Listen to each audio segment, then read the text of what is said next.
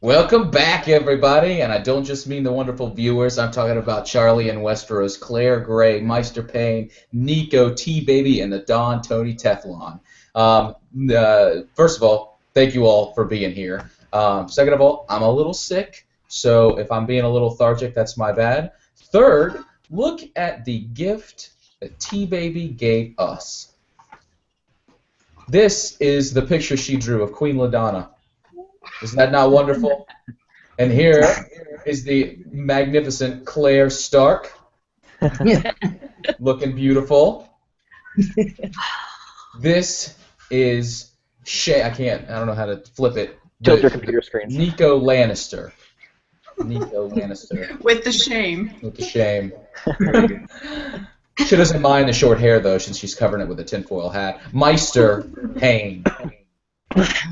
Looking in the mirror. That's probably the most accurate of all of these. That looks like Maester Payne. I thought LaDonna was really, really good, too. And LaDonna looks amazing. The final one. And Charlie Targaryen with his loot. Yeah. My camera shut off, didn't it? No, it's because I'm not using it. You're good. And the Don, Tony, the man, Baratheon. He's And by the standing. man, I mean Stannis, the Manus, Tony the Manus Baratheon. And What about yours, James? Yeah, where's the James? Knights James King. Oh, there we go. And that's my nephew, my brother. She actually used a picture of my brother's new son to. I had another one. That's the best one out of all of them. Hands down. All right, so I'm gonna Charlie and Westeros. Charlie, as always, you're gonna be the moderator because no one can do it as kindly and as effectively as you. My first question: is this cold hands? Charlie, take it away. You kind of threw me for a loop there, James, because I actually have no idea who that is or what to think of that caption. I honestly just assumed it was probably a Bolton man, one of Ramsay or Roos's men, fighting maybe a wildling. That is my best guess. I'm sure you have a better theory as to who or what that is, so why don't you tell us, unless anybody else wants to I'll jump go ahead. right in. I'll go ahead and respond. So to All me, in order for me to consider this being cold hands, I don't necessarily have to abandon my theory, the cold hands being the Night's King, because this could arguably be the Night's King disguised in order to trick somebody into believing that he is on their side, which is, in my opinion, what happened in the books. And who would he be tricking? Well, in the trailer, we actually, or in the Inside Game of Thrones thing we got recently, there's this picture, which is Mira sitting by some kind of grate or something, and she's near a tree. And this may not be the same thing, but it looks pretty similar to that thing in the bottom right of the screen. It may not be, but it's possible. Now, that said, it's also entirely possible, and I think maybe more likely, that this is not cold hands. Now, they couldn't put him on an elk, in my opinion, because it would look fake. You just can't do that without it looking fake, even if you CGI it really well like they did the wolves. So, could be Benjen, could be literally anybody. Now, if it turns out to be a cold hands figure, I'm still on the Night's King's train. So, that cold hands is the Night's King. That said, what do y'all think? Can I go? Go for I it. think you were correct when you said it could be Benjen, it could be anyone, because we know Benjen is everyone from the forums. Yeah, I didn't know about this picture. I was busy lately, so it's amazing. Yeah, it could be that. Why is Mira there? So she left the cave, right? But to me, like, is she going back? Whatever she's going. She's got to without eat, anyone. and that looks like a trap to me. Yeah, but who's accompanying her if Jojen is dead? It's too complicated. The good thing about Cold Hands theory is that this figure is hooded, and we know that he always wears a hood. But it could also be Benjen.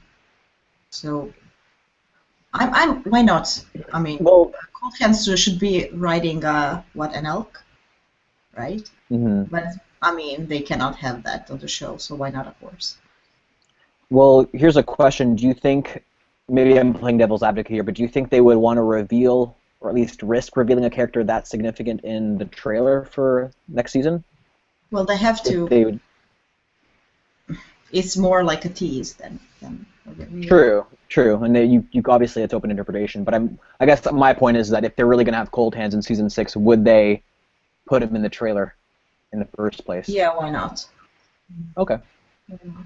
I mean, even if George is saying that Night King is just a story, a figure from the legends, we've seen Night King included in the show for the last 2 seasons, massively. So yeah. That's true. But we didn't expect him either. We didn't expect him. Yeah, and also this is being sold as the Night's King. Yeah, exactly. And also, I mean, we are all like, oh, they're not gonna reveal that now. They're not gonna, but they have to reveal stuff eventually. So they cannot reveal everything, all the mysteries at the end of the last season. It would be ridiculous. So. Oh, I don't mean necessarily reveal it. I just mean, save some information to be, or save some things to be surprised with in the actual show, rather than have hints of things being shown in the trailer. Because honestly, I never actually had thought that Cold Hands would make an appearance in the series, since he hadn't shown up so far. Yeah, but also it's a big tease for book readers. It doesn't mean anything to 90% of people who just watch the show. That's true. That is true. Does anybody else have any other thoughts on that? I mean, now that you mention it, it could be Benjen, because remember they kind of teased us last season, threw his name out there. So it could be that they give us this trailer and we all think it is Cold Hands, and it could be Ben. You know what I'm saying? Like we could all think it's this person, and then they, right from under us and say no, it's actually this one. So now I'm thinking it could possibly be him. Yeah. I agree with what everybody said. I think it's either Cold Hands or Benjen, and I look forward to seeing either of them. I mean, I'm the same. I thought, same as Charlie, that it was just a scene from a battle in the north. It's pretty specific. It's one person very quick with a flying lantern, which kind of seems special in some way. That is true. To me, it seemed like when I rewatched that GIF, it's a long chain with a handle and something on the end, so it makes me think mace, like a mace, but it's obviously a flame, and why would you light it on fire? And they're in the winter, so to me, I think white. That's not necessarily a fact, but yeah. Which is why I would put it at Cold Hands or Benjen, somebody that probably knows how to deal with whites, and that fire's gonna kill him. So yeah, exactly. they're my 2 choices. And it looks like an isolated event. You don't see anybody around, just 2 people, right? I could see it being Benjen. Cold Hands, I'm still a bit on the fence about, just because I've kind of given up hope on him as well as Lady Stoneheart. But Benjen, I could still potentially foresee making a reappearance. Do you have any thoughts on? Yeah, go ahead. I didn't give up on Lady Stoneheart. You have more faith than I do, then. I think we're getting it. She was seen eating. That was last season, wasn't it? She was seen off of set, but she lives in the same area. I would bet. I am not a betting man. I would bet money on that we're getting her this season. It's the resurrection season, in my opinion. We're getting Jon Snow resurrected. We're getting. The Hound is coming back. This season is just people coming back. I'm not 100% sure Stannis is dead. Even in the special features for the season 5 Blu-ray, they say he's dead. But I don't buy it. And the reason I don't buy it is because of the go on, do your duty. Even though that's such an effective line, to me, that was such an opportunity for Brienne to see in him what she's doing. To her, she thinks her duty is Sansa, but as soon as she knows Stannis is there, there's a different duty she's holding herself to, a duty to herself, and she switches. And I think that line means everything. And there were a lot of other lines that they ultimately cut out and just let that stay in his head, we're supposed to say, and just left it with that line. I don't have a clue, but I would put money on Lady Stoneheart this season. You know what, James? You just gave me an idea. I think we should put down, not bets, but we should, ask one another who we think is either going to die this season or come back alive or going to make an appearance or who isn't dead. And, just tally up who got it right at the end of each episode or each or the season as a whole, if you guys are down for that. Yes. Should we do that? All right, I'm going to note this stuff down. Yeah, can I just say this regarding to Lady Stoneheart? Also, a really good point, James, with the resurrection.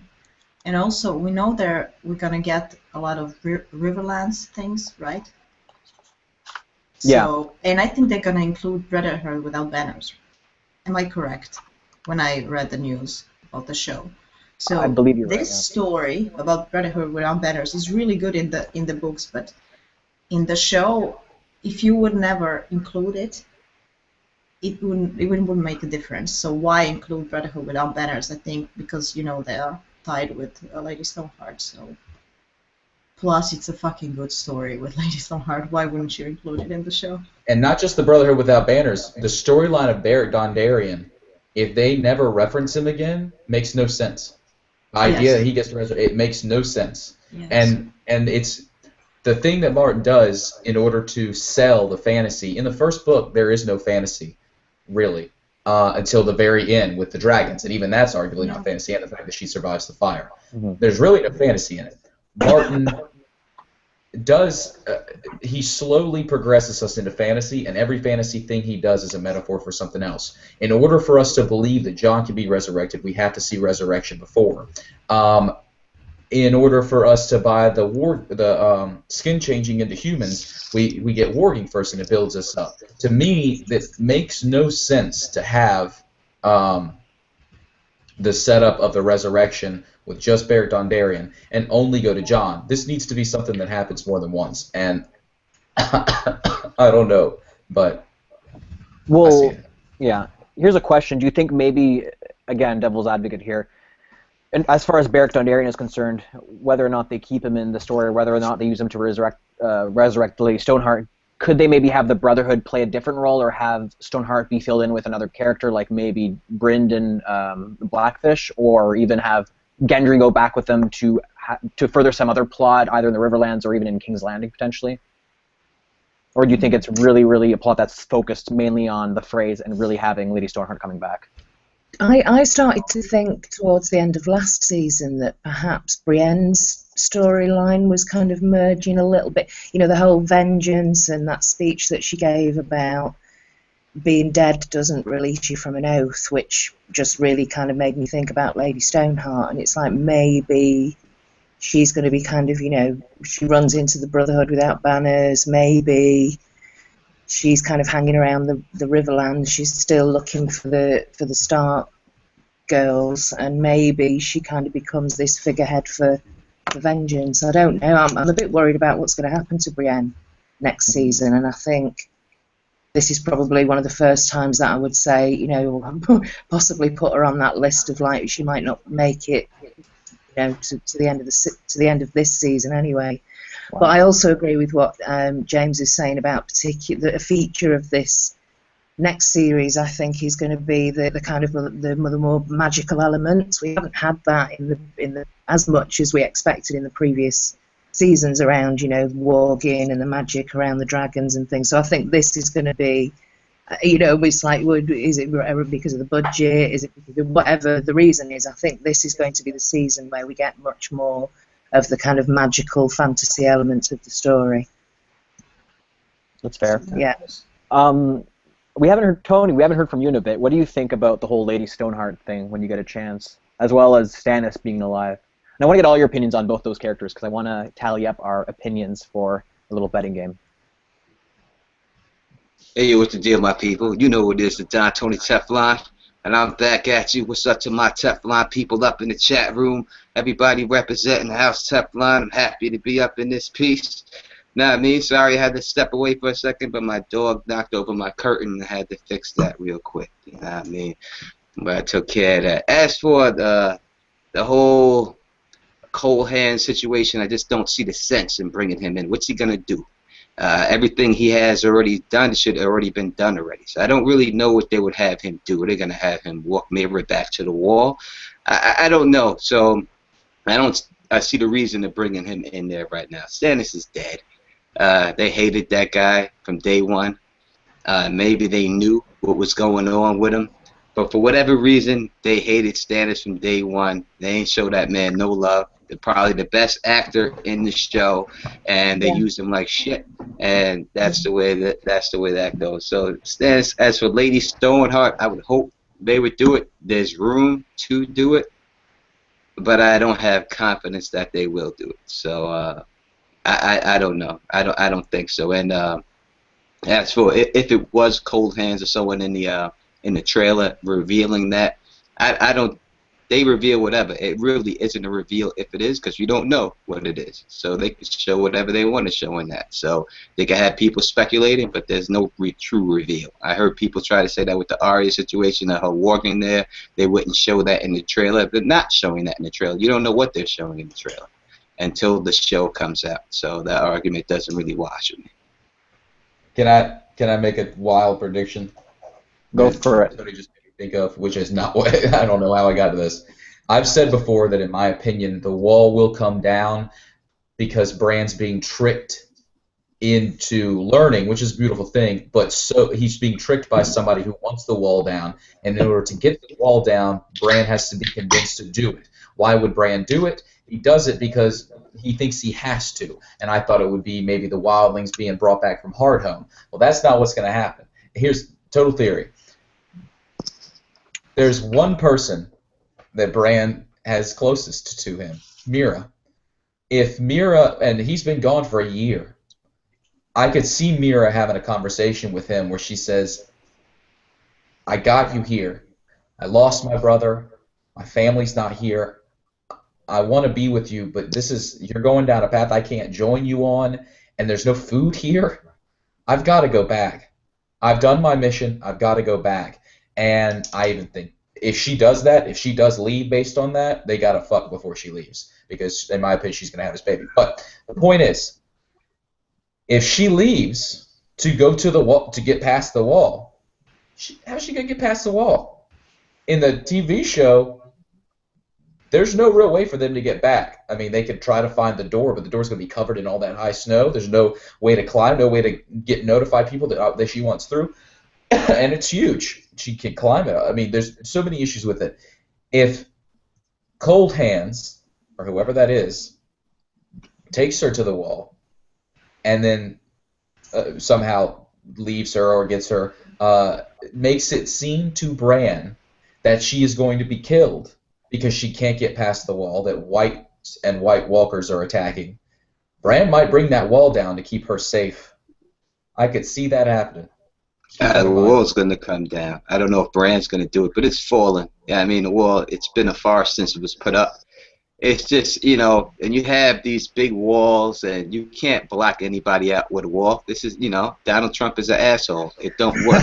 It don't work now. It don't work in Game of Thrones. It don't work in real life. There's no wall stopping no one. You know, and that's the bottom line. The wall is going to fall because it says it's as long as the Night Watch people are true, it'll stand. They killed Jon, they're no longer true, so it's going to fall. And that's it. It's out. But do you think it's going to fall this season? I don't think it's going to fall this season.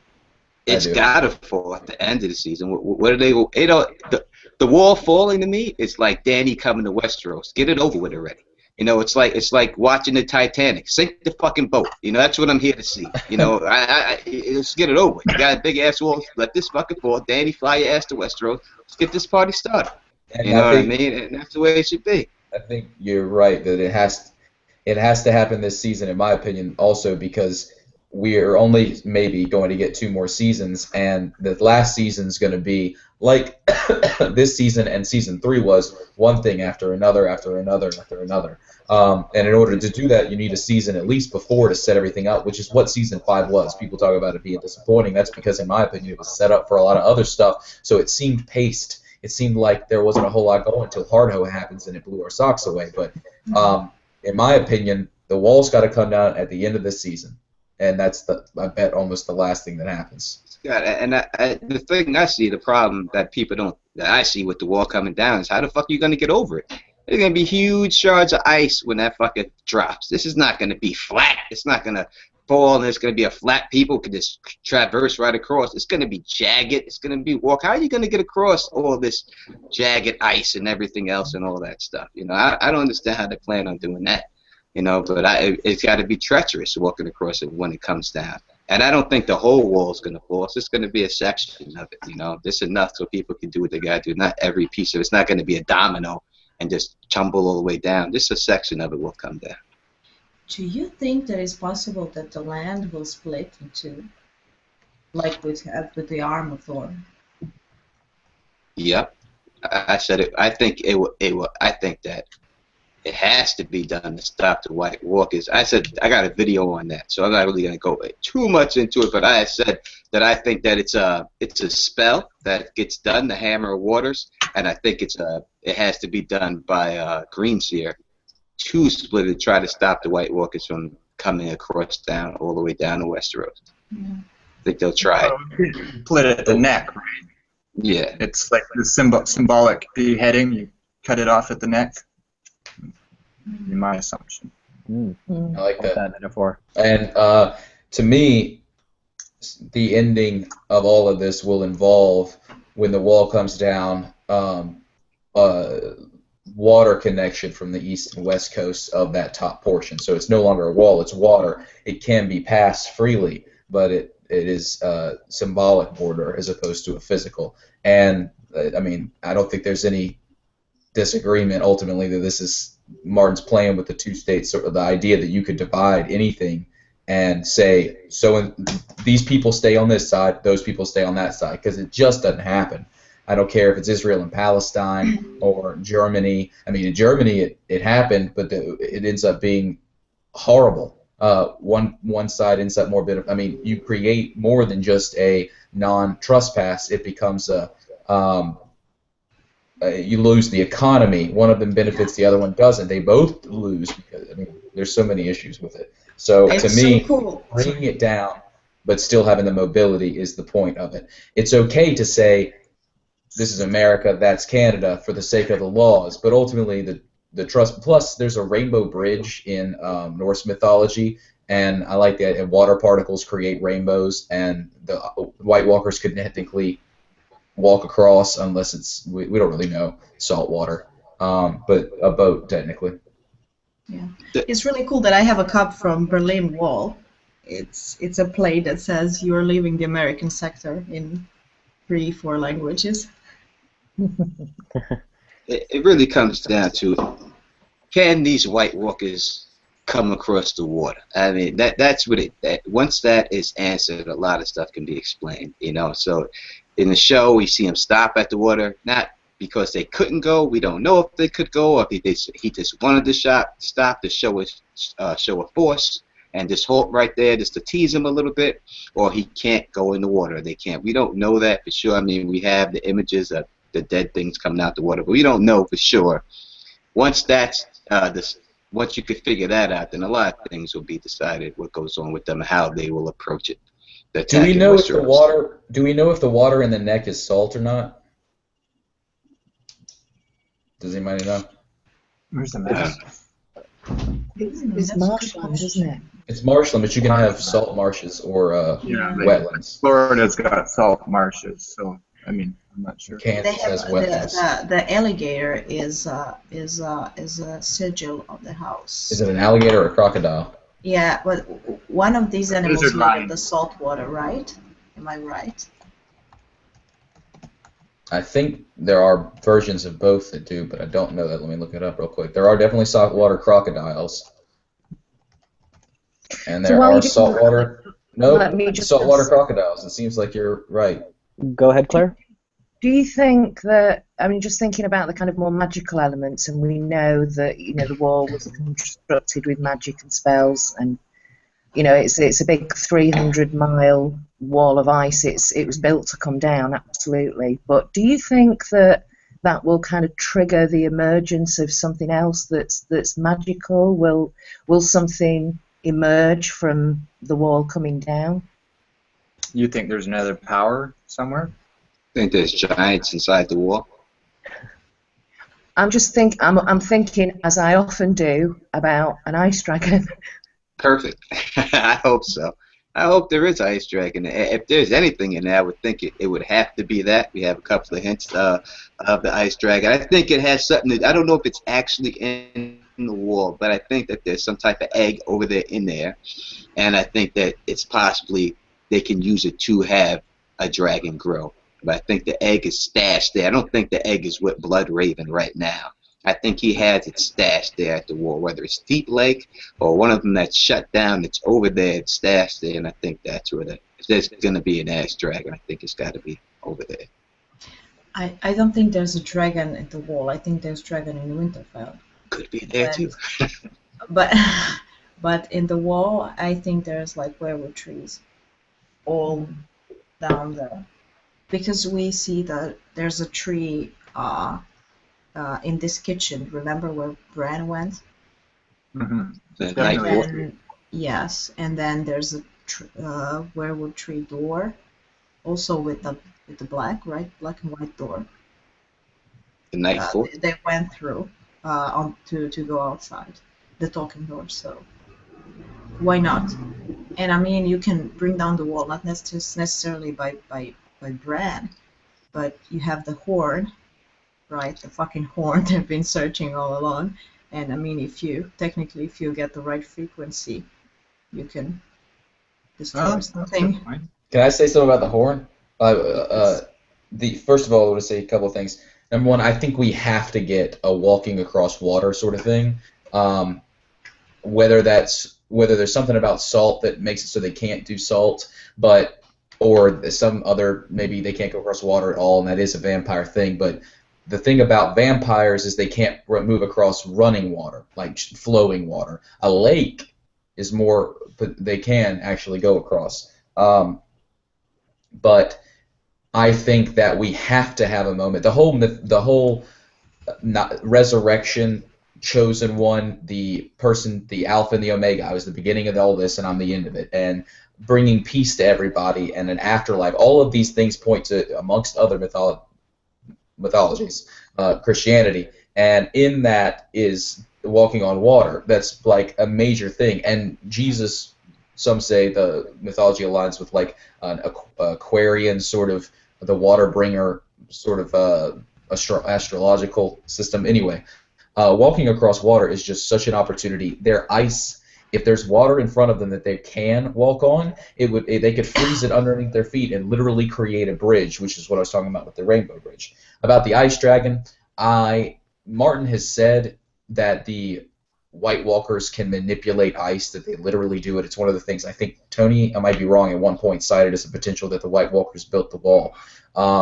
And it's not impossible that they could create an ice dragon. I don't see it happening. To me, the ice dragon's more like a kid's story in the past, although apparently the way he wrote it initially, his editor said, you can't publish this because it comes off as a children's story and you have what is basically a rape scene. So he changed it slightly. It still happens, but it doesn't say it.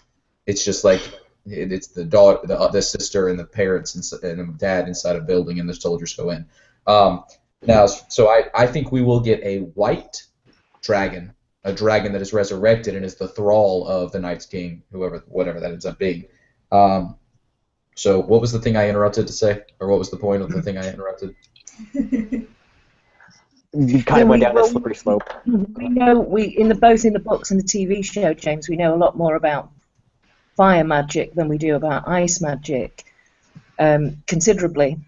So I think it's complete unknown territory when we think about North of the Wall and the magic that can be manipulated, and basically ice magic. You know, and you've got Val, and she's got this kind of mystical property. I know she's missing from the TV show, but it just makes me wonder if, because of this element of ice magic, will the event of the wall coming down trigger some other kind of ice magical element being, emerging or being born or bringing forth it triggers something else. Dragons were or in which release magic. Maybe the wall coming down releases some form of Yeah. magic, like the counter magic. We do know from Hardhome that the White Walkers do bring the cold. It gave that impression that the cold came with them. So there's that, obviously. And that's also supported by Craster's Keep when, I can't remember his name, the guy from the Wall who's a dick to Sam and ends up getting killed by the wolf. He goes out and pisses in front of the cage, the wolf's cage. And then it, Wrath. Who is it? Rast the Rapist? R-A-S-T? Rast. I think that's right. And his piss freezes in front of him. His nickname was the Rapist. Yeah, actually. Jesus, Chester the Molester.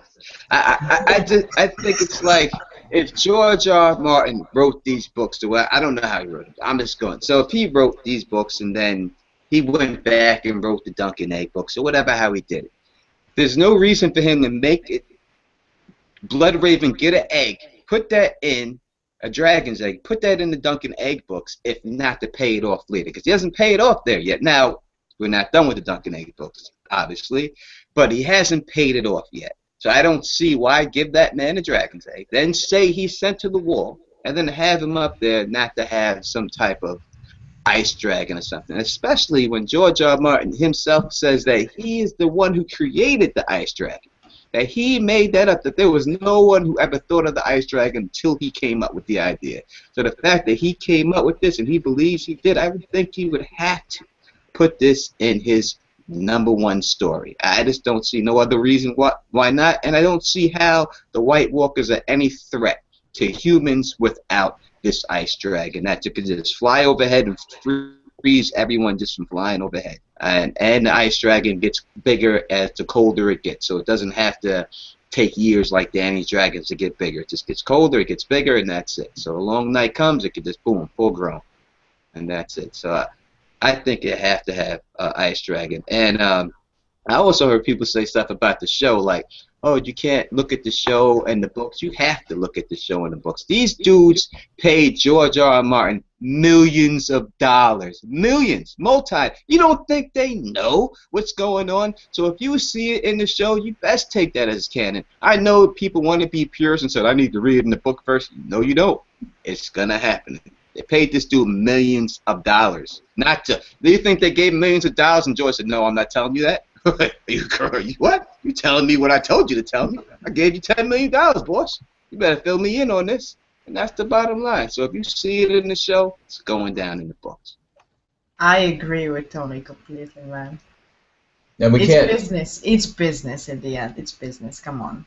We can't rely on everything in the books happening, but I'm with you, Tony. Their goal is the same location. And my biggest issue about them not having the books is not the overall storyline, because I think their intent is to ultimately deliver the same storyline. Yes. There may be some main changes to big, like Varys Selmy's dead in the TV show. We may get him for another book and a half before he's dead in the books. It would be a different ending, but ultimately we're getting the same thing. That said, my biggest issue with them writing these last 2 seasons and not having George's books is because a lot of the reason that they can write so well is because they have George's dialogue to drive them. They may not end up with George's dialogue, but they at least have a place to start with where these characters are and what their motivations are and that kind of thing. And they don't have that. Now, there's awesome dialogue in the TV show that's not in the books, but there's also Dorne. So I don't know. But I think that was mainly a result of the fight scene. Yeah. Also, I just wanted to say something to James. Yeah. Sorry. James. When you said the rainbow thing with Norse mythology, you said that you need to get water to get a rainbow, but you forgot the key element. It's light. Light. Yes. And that's a really big thing in Game of Thrones, actually, because of the Long Night. Yeah. I'm not going to explain it because it's self-explanatory, actually. So yeah. And it's darkest just before the dawn. There's a sword called Dawn. We have Lightbringer. All these things are dead, and vampires are killed by light. That's not what's going on here. But the idea is planned. I did want to say you gotta. Great point about the egg, Tony. We don't know ultimately whether Brother Raven is going to have that egg at the end, and I think it's very possible that that's the reason that he gets locked away by Aegon, because he won't tell anybody where the egg is, but who the fuck knows? We don't have the end of that story. But I do think, as a random side note to that, and we're getting way off track if we're instead of talking about season 6, but I think we're just having fun here. Season 6 pregame. Talk about whatever we want. Yeah, we get a bunch of hints in the TV show, particularly about things that have happened in the past that aren't going to be relevant to Game of Thrones, the television show. Every time that kind of stuff happens, I think the reason they put that in there is because Martin told them that that's relevant. And Martin told them it's relevant because it's relevant to something going on with him. I can give a couple examples. Lady Olenna mentions that she was betrothed to a Targaryen. But when she finally saw him, she was like, that's not the kind of guy I want to be with. And she went and fucked a guy in order to get the other dude. We also get Maester Aemon talking about, I was in love once, and I can still see your face.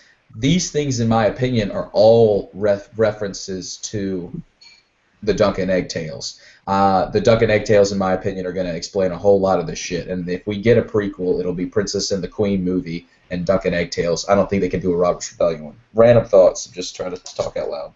The Princess and the Queen thing they did in the Game of Thrones season 6 DVD is phenomenal. Yes, it was amazing. It was really fantastic. In terms of, your comment on Olenna, actually they do kind of discuss the truth behind her whole arrangement with the Targaryen prince in the World of Ice and Fire, more or less hinting that he was the one who spurned her. But again, we're digressing. But I'm sure like you said, they'll expand more on that in the Dunk and Egg, the next Dunk and Egg Tales anyway. Just bringing it back to the trailer, though, we kind of skirted around this issue specifically, but I figure, we could talk about Bran. I know Tony made actually a discussion video a while back on Bran, or one of his chapters actually. So I'm sure you guys will have a lot to say on his story arc for the season.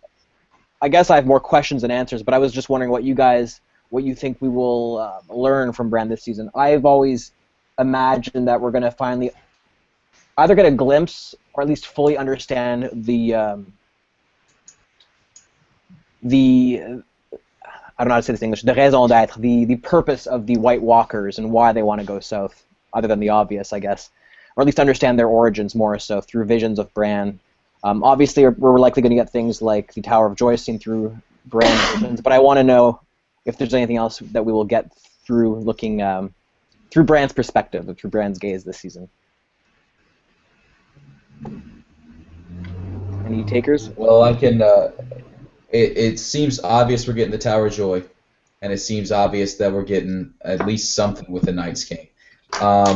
They need to sell it to the viewers, because the viewers, at this point, the television show watchers, have no idea what the idea that you can look into the past. They know about the visions that Bran has when he touches the tree, but they've got to walk the people, the television watchers, into knowing that that's what's going on. Now, they could just have Bloodraven explain it to him, but he's been down there a year, so they're going to have to show us a bunch of different stuff in order to buy it. Now, we know supposedly that they cast a young Ned, like a little Ned, and a young Robert Baratheon, a little Robert Baratheon. So I think we're getting that too, and we get that arguably in the books when we see the kids fighting. It was Lyanna either beating up Benjen or beating up Ned.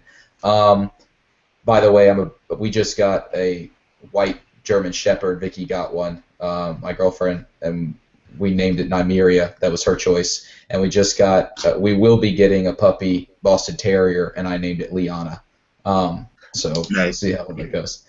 All right. But I did want to add the thing that I think is most important about Bran's journey through the visions is he is our source for understanding. You said the White Walkers, but to me the White Walkers' motivation lies mainly in the Night's King's motivation, at least right now. They might have had their own motivation prior to him, but he kind of has coalesced them like Mance Rayder did to the Wildlings. Or he created them, and I don't think he created them. I think it's like an infection. But in order to understand the Night's King, in my opinion, we need to see him grow up. And when he was a kid, he didn't look like that.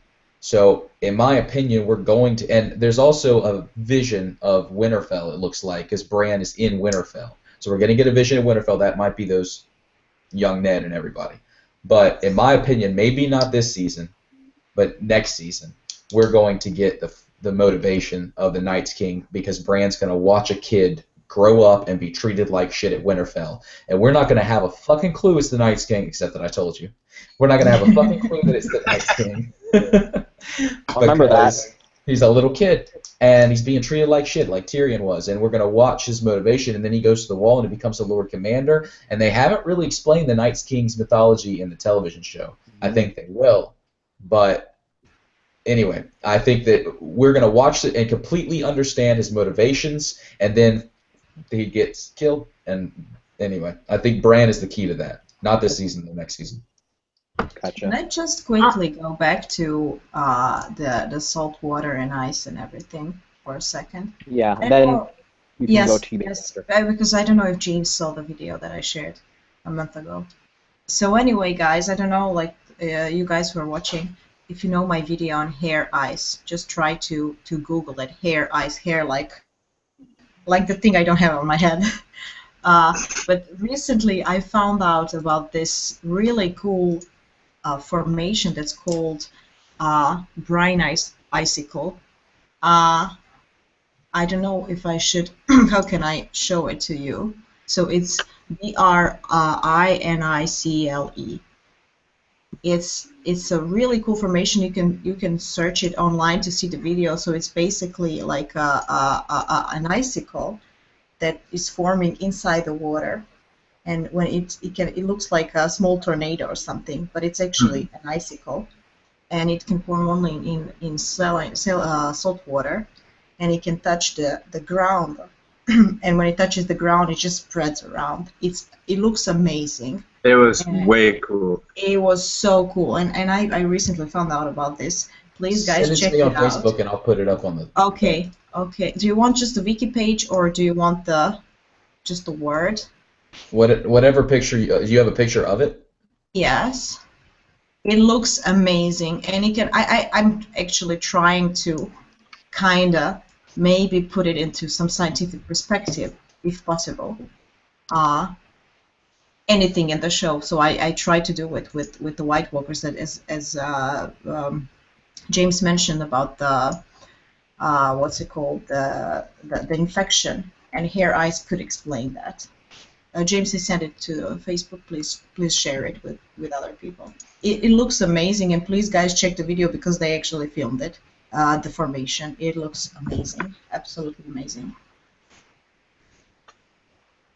I think I can get a gif of it. You go. Okay. No, Teebaby. No, we can wait for it. I'll find it.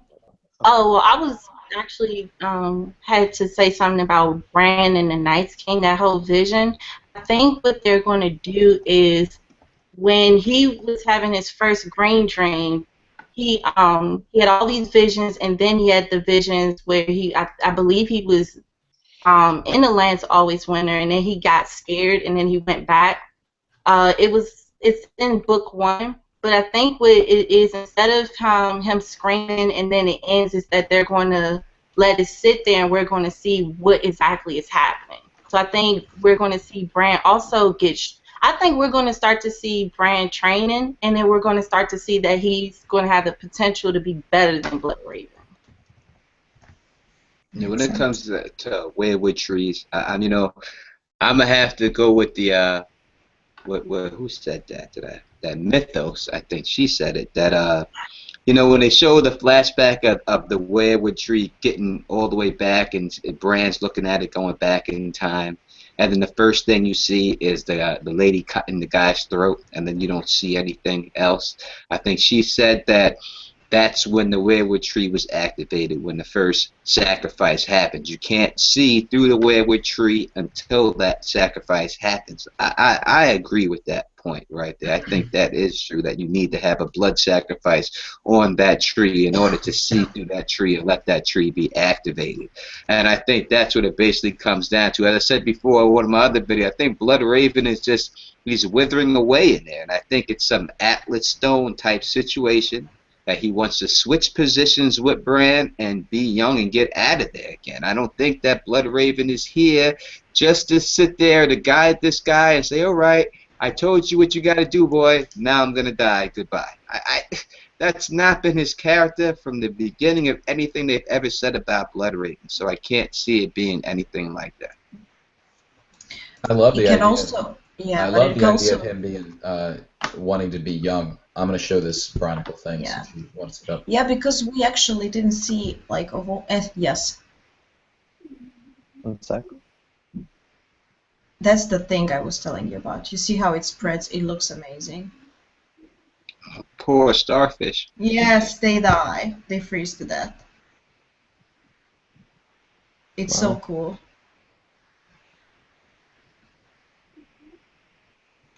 This is I don't know, sped up. it- It's it- not it that can- fast. Yeah. Okay. Uh, Tony, what did you say before you said the Blood Raven thing about Bran becoming young? I tried to make a note of it.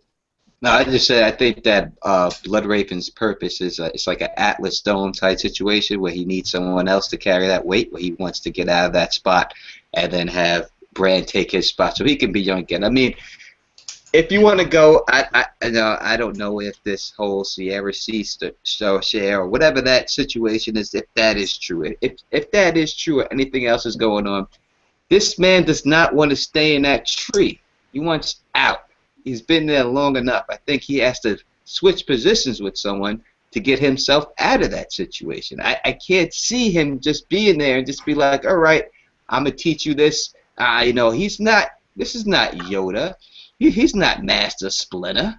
He's not trying to get these people off. I don't see that whatsoever. He's in it for himself. He's always been in it for himself. He's trying to get back to his chick. If that is his chick, he's trying to get back to her. He wants to get out of this situation, and that's it. I think he just wants to shut down the last people who mess with him. I think he's been in there messing with these Targaryens for a long time, making them do all these type of things ever since he's got to that chair. And the Green Sea of Thrones, messing with Aegon, messing with all the people down there that put him up in the wall to begin with. And I think this is his last shot to get up out of there. And I think the White Walkers are his army. I think he's down with those cats. I think he wants to run with them. Yeah, it's a cool thing because Martin included every possible myth and legend, his historical whatever shit from our world, but we didn't see the elixir of youth, right? The fountain of youth thing at all, with a single arc. So it might be Blood Raven. Well, like Tony kind of hinted to it, Shara Seastar, his alleged love interest, she's supposedly bathed in the blood of virgins now. Obviously, that's a different Yes. mythology entirely, but it does kind of No, allude to the, no, it's not a mythology. It happened with Elizabeth Bathory. Oh, that's what I mean. Yeah, the Hungarian countess. Yeah. But you know what I mean. How old is Melisandre? That's what it basically comes down to. It is she 200 years old or not? That's what it is. Yeah.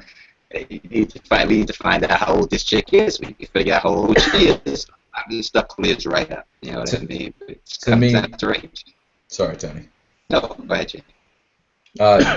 That's another example of, to me, what's being built up. One of the magic things that is being built up slowly so that we can buy it.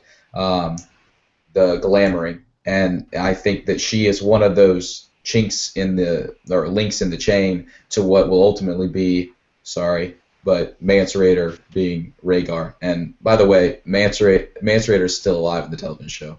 I know that the majority of y'all disagree with me, but Mance Rayder is Tormund. But I did want to say, we were talking. Tony mentioned the blood sacrifice while awakening the trees, and I think Charlie and Nico said some more stuff about that. There's a great set of movies out called The Act of Killing and The Look of Silence. They're companion pieces, but they're both about genocide in Indonesia, and they actually talk to the people who did it. And in the first movie, they're almost there. You can't tell whether there's a hinge of guilt and they're overacting in order to hide it. It's to hide it to themselves, or whether they're sincerely this proud of what they've done. But when I watched them both, I've seen The Act of Killing a while back. When I watched The Look of Silence recently, I thought this is what the Night's King is trying to avoid. I know that sounds everything is Game of Thrones to me, but this is the kind of shit that humanity's capable of that the Night's King's trying to avoid. He's coming to say that shit won't happen ever again, ever, if you just join me. But the reason I brought it up is because the blood in the second movie, the Look of Silence, they keep some of the people who did this keep making the same point. They created, without knowing it, a mythology around themselves that if you drink the blood of your victims, that you will not go crazy. And what they mean, listen to that, it's bullshit, but they don't know that, and they believe it. It's a placebo effect, but they believe that you won't go crazy. And why would you go crazy? Because you're murdering a fuckload of people who haven't done anything. But you avoid going insane because by drinking their blood? That just puts it up another level. So you avoid the guilt and thus the insanity of murdering all these people by drinking their blood. I mean, it's mass hysteria, but that shit. There are people that do this in real fucking life who believe that blood actually gives them, or gives different. It depends on the different mythologies or cults, but it's well, it's thing. the same analogy to me that if you do bad shit and then you just pray to gods, then it's forgiven, right? Is it blood? It's really Is blood blood? Is it king's blood, or is it just Valyrian blood? Is this king's blood really just Valyrian blood, and not king's blood whatsoever? I mean, I don't know about everyone it's all been done or what's been done on these things, but if that's the case, then it may not be king's blood at all. It may just be Valyrian blood. And doesn't everybody have some king's blood? Aren't we all ultimately related? Aren't we all ultimately I'm sorry, same? Tony, can you say it again? I couldn't hear you. Yeah, you're crackling a little bit. Am I really? Well, I was just saying, when it comes to blood, what kind of blood is it? It doesn't matter. Is it just regular blood? Is it king's blood? Or is king's blood just considered Valyrian blood? Because just do all these sacrifices and everything to make everything jump off. You know what I mean? Right. Because when I see all the stuff that's done, I mean, a couple of people, they sacrificed and made some wind blow and everything else, but the big stuff that they claim that they need is just king's blood. But all these kings is just really just Valyrian. So could it just work with just Valyrian blood, instead of just king's blood? Is that what it really just is all about? It's just having the sacrifice and Valyrians. Tony, can you do something with your microphone, because your sound is really...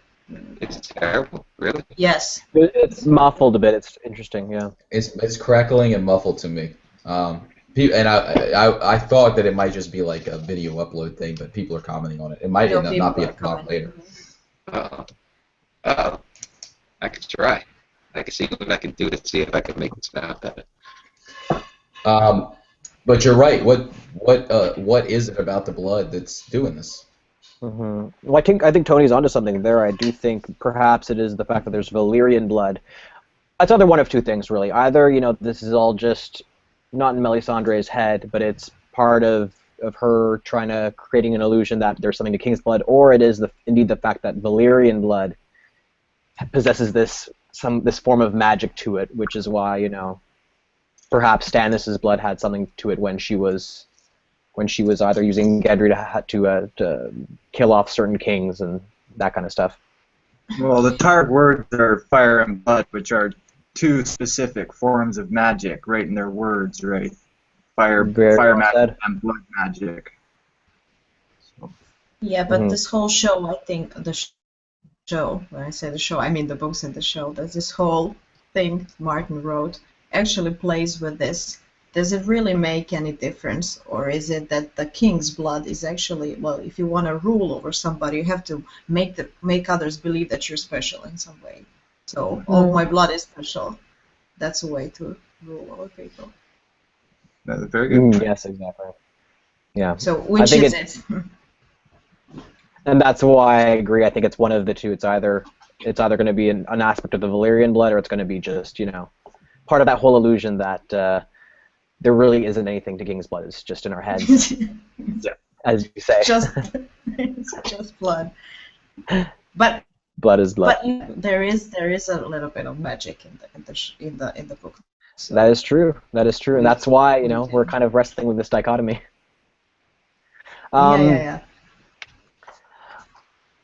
Since we're talking about magic, I don't know if anyone else has anything to say about Bran specifically, but I was thinking we could talk about Melisandre, Jon Snow, events at the Wall specifically. So, yeah. Charlie, one thing that I wanted to ask you all about Bran, in terms of the TV show, and what his visions will entail and what we're going to see. I mean, obviously there's going to be a bit of a history lesson there, which is great for both the TV viewers and the book readers, because we get some form of insight into what happened in the past. But do you think, given that Bran's a super warg, and we all kind of feel that at some point his powers and knowledge will exceed Bloodraven. Mm-hmm. So will that mean kind of communicating and connecting in this kind of wargish way with his siblings outside of what he sees through the weirwood trees, for example? So with that in mind, do we think that the TV show will also, as well as the visions of the past, will we somehow get some kind of Bran connecting with his brothers and sisters through kind of the super warging stuff? I'm thinking about Arya, and also I'm fairly certain, unless I'm dreaming this, that there've been some pictures on the internet of the guy who plays Rickon, like going out for dinner with the actress who plays Osha. And I remember seeing them, because I remember thinking, wow, that's like teenage Rickon. He's really like grown up. So if he is going to be in the next season, I'm just thinking maybe the TV show will use Bran's visions as a way of also kind of connecting. And what does that mean? That will mean that Bran will then have the knowledge that his brothers and sisters are alive. That's a really good point. He's the only one who knows. He's the only one of all the siblings who has the potential to know the other ones are alive. Yeah, and it makes me also wonder. Jon and Sansa maybe soon. It also makes me wonder, and perhaps my book knowledge is so rusty right now that I've forgotten this. Obviously, he can see visions of the past and the present, but will he also be able to see visions of the future? That's something I've always wondered. If that's a possibility at all, to me that has to be something that's barely alluded to at the end, like the last little fucking bit. We cannot play into the story the idea of looking to the future, and I think it makes a lot of sense for it to be something, because one of the points, in my opinion, that Martin is trying to make is that you can't look into the future, but he's also trying to make the point that it's only through learning from the past that we can plan for the future. So I like the idea of playing with the idea that if you look far enough into the past, you'll see the future, but it can't play into the story. So to me, that's Bran's third-person perspective chapter that ends the book, and with some kind of allusion to he felt like he could look far enough back to see what might happen in the future. So I was having a conversation with Don Willie the other night, and he made a very good argument for the fact that perhaps Bran is actually cold hands when he says, "I'm your monster, Brandon Stark," that Bran actually created cold hands. So Bran's arc in what we're reading could very well be the past to him. We're reading that story, but actually Bran's controlling cold hands from the future that we haven't hit yet. It sounds very crackpotty at the moment, but if you time traveling theory. Go talk to Willie about this, he'll explain it a lot better. But it actually blew my mind. It was fucking amazing, and I'm kind of down with it. That Bran might actually have created cold hands himself to get him across the wall. I like the idea, and it plays in the science fiction thing that Martin does. My issue with it is for the same reason that you can't. Martin is doing a huge deal about the people who read the future are full of shit. They can affect the future, which seems to implicate that what they were saying is truth, but that could have been serendipity or it could have been self-fulfilling. The same thing is true with affecting the past, in my opinion. It's the reason why you can't speak to the past. I guess what you're getting at is the idea that what if warging can go into the past, which is, I mean, I don't fucking know. But to me, it's not. It's one of those things that Martin can't do because it's one of the things. It's one of the realities. Martin takes reality and makes it into fantasy. That's one of the things that breaks with reality. One of the point, you can't change the past. You can only hope for a better future. That kind of thing. Yeah. So this is what I'm wrestling with now. Is I think Bran's arc is kind of his own. But all the other stuff that we're seeing in this time frame is the stuff that's going against the stuff that he's trying to change. So what he's trying to do is, in fact, not working. But we're seeing both hands play in this pseudo-present, which actually isn't the present. We're getting the story in this time period, but only Bran, his character, is actually not present in this, what we're reading. So everything's in the past. For him. Yeah. But everybody else is current, and we're getting the story that's happening at that time, and we're seeing Bran try to work around it. But he has his own arc separate from everybody else's. This is just what I've been wrestling with the last couple days. It was a very good discussion that I had with him. It was pretty cool. I'm not saying I'm on board, but the thought process. If you could look far enough into the past to see I guess if you're around long enough, depending on how long the werewolves are there, as long as the network is there, if things are repeating themselves, then technically the same thing that occurred prior is, I guess in certain instances, and Nico can tell me if I'm right or wrong, in certain theoretical instances of physics, and I'm not talking mathematical, I mean like just theoretical, that if something is possible, it does occur. It's just we only exist within one of those paths. The quantum mechanics, the idea that things can be in two places at once, and it's not, like I said, not mathematical. But if that's true, it's very mathematical. It's extremely mathematical. Okay. All right. Then if whatever future he ends up in, where the same thing happens again, if he failed in a prior life, then he knows what to do now. And there's also the idea that if you die a green seer, you remain a part of the tree. You're encapsulated within the tree. Your self doesn't exist, which is exactly what he did in A Song for Leah. The idea that you join this creature, your body is no longer a thing, but your consciousness exists within this shared consciousness where you only experience love and joy and connection. Yeah. Oh, well, I said this already. I don't want to disrespect anybody. I love Don really. I don't really. But the thing with Martin in general, to work a really good theory, to write a really good fiction book as he was trying to, and he's trying to write really good books that are not full of shit. To work a time theory, you have to know a lot about the current state of physics or whatever. So I don't think he was drawing, conformal diagrams or light cones or geodesics, if anybody knows what that is. It's really cool. So there are things that can only, we can never see, or there are things that can never happen, that there's something that's called absolute past.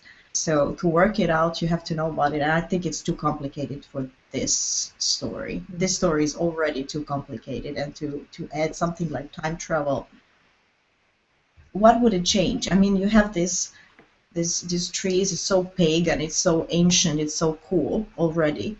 You have this blood magic. Why add completely wormhole theory into that? I don't see the point, if you understand what I'm saying.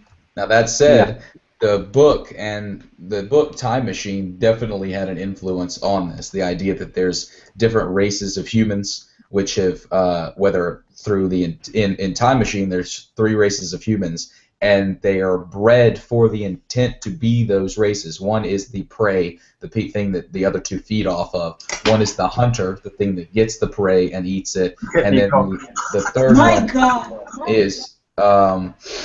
one is the basically green seers, the ESP sort of situation, and one of the villains in it looks a lot like what the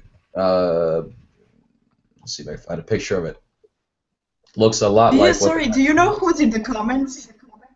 Who? It's Eli Knight is in the comments. Eli Knight, wonderful fella. I feel really fucking bad for not inviting him back. Before we go on with the chat, Tony, I want to make sure. Can you hear us, Tony? Let me make sure. This mic doesn't sound right. I'm a bounce right now because I'm not going to sit here and sound like a robot. It makes no sense. Do you want to try leaving and coming back? Why don't you restart your computer maybe, or change mics possibly, or earphones? We shall see. But if I do not, let me just say to everybody, thank you for having me, and thank you for everybody in the chat. And until next time, if I do not make it back, peace. And stay safe. You're the man, Tony. Thank you for being here. I'm so sorry your mic's backing up. Please try to come back. Yes, please come back, Tony. Let me show this picture. So we're gonna do the. That's the bad guy that? from. That's the That's bad guy in like the Jeremy movie Time. Irons. It is Jeremy Irons playing the bad guy in the Time Machine movie. He's he does ESP. He is literally controlling the species of human that are the hunter in order to hunt the prey, and so there's a lot of combinations there. So time travel is arguably something that Mark could be influenced by. I don't buy into it really. Again, it's something that I think they could end on. He could end on, but other than that.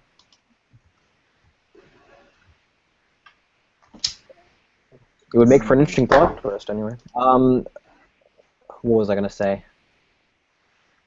Time travel. I kind of agree with Nico on that. I think it might be a little difficult to implement that whole idea within the universe of Game of Thrones, but or of Song of Ice and Fire. But it would be an interesting thing to end the series on, maybe, for the possibility of another, like I said, follow-up series later on, if they decide, if George R. R. Martin decides to include time travel in a more important way.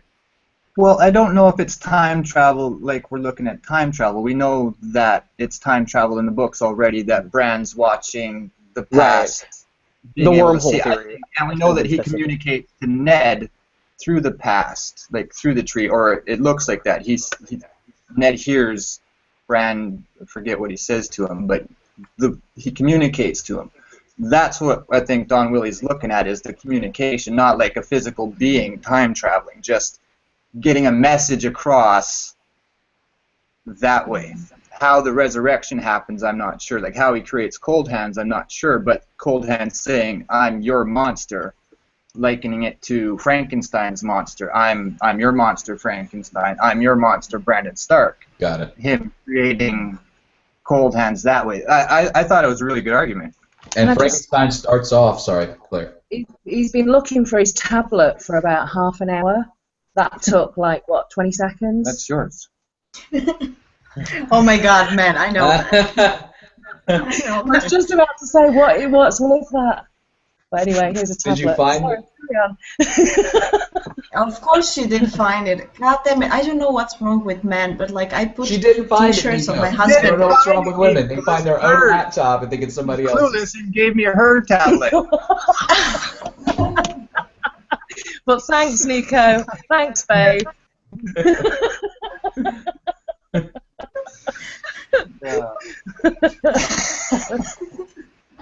Do you know what happened to me? Sorry, I put the grass, but I find it so funny.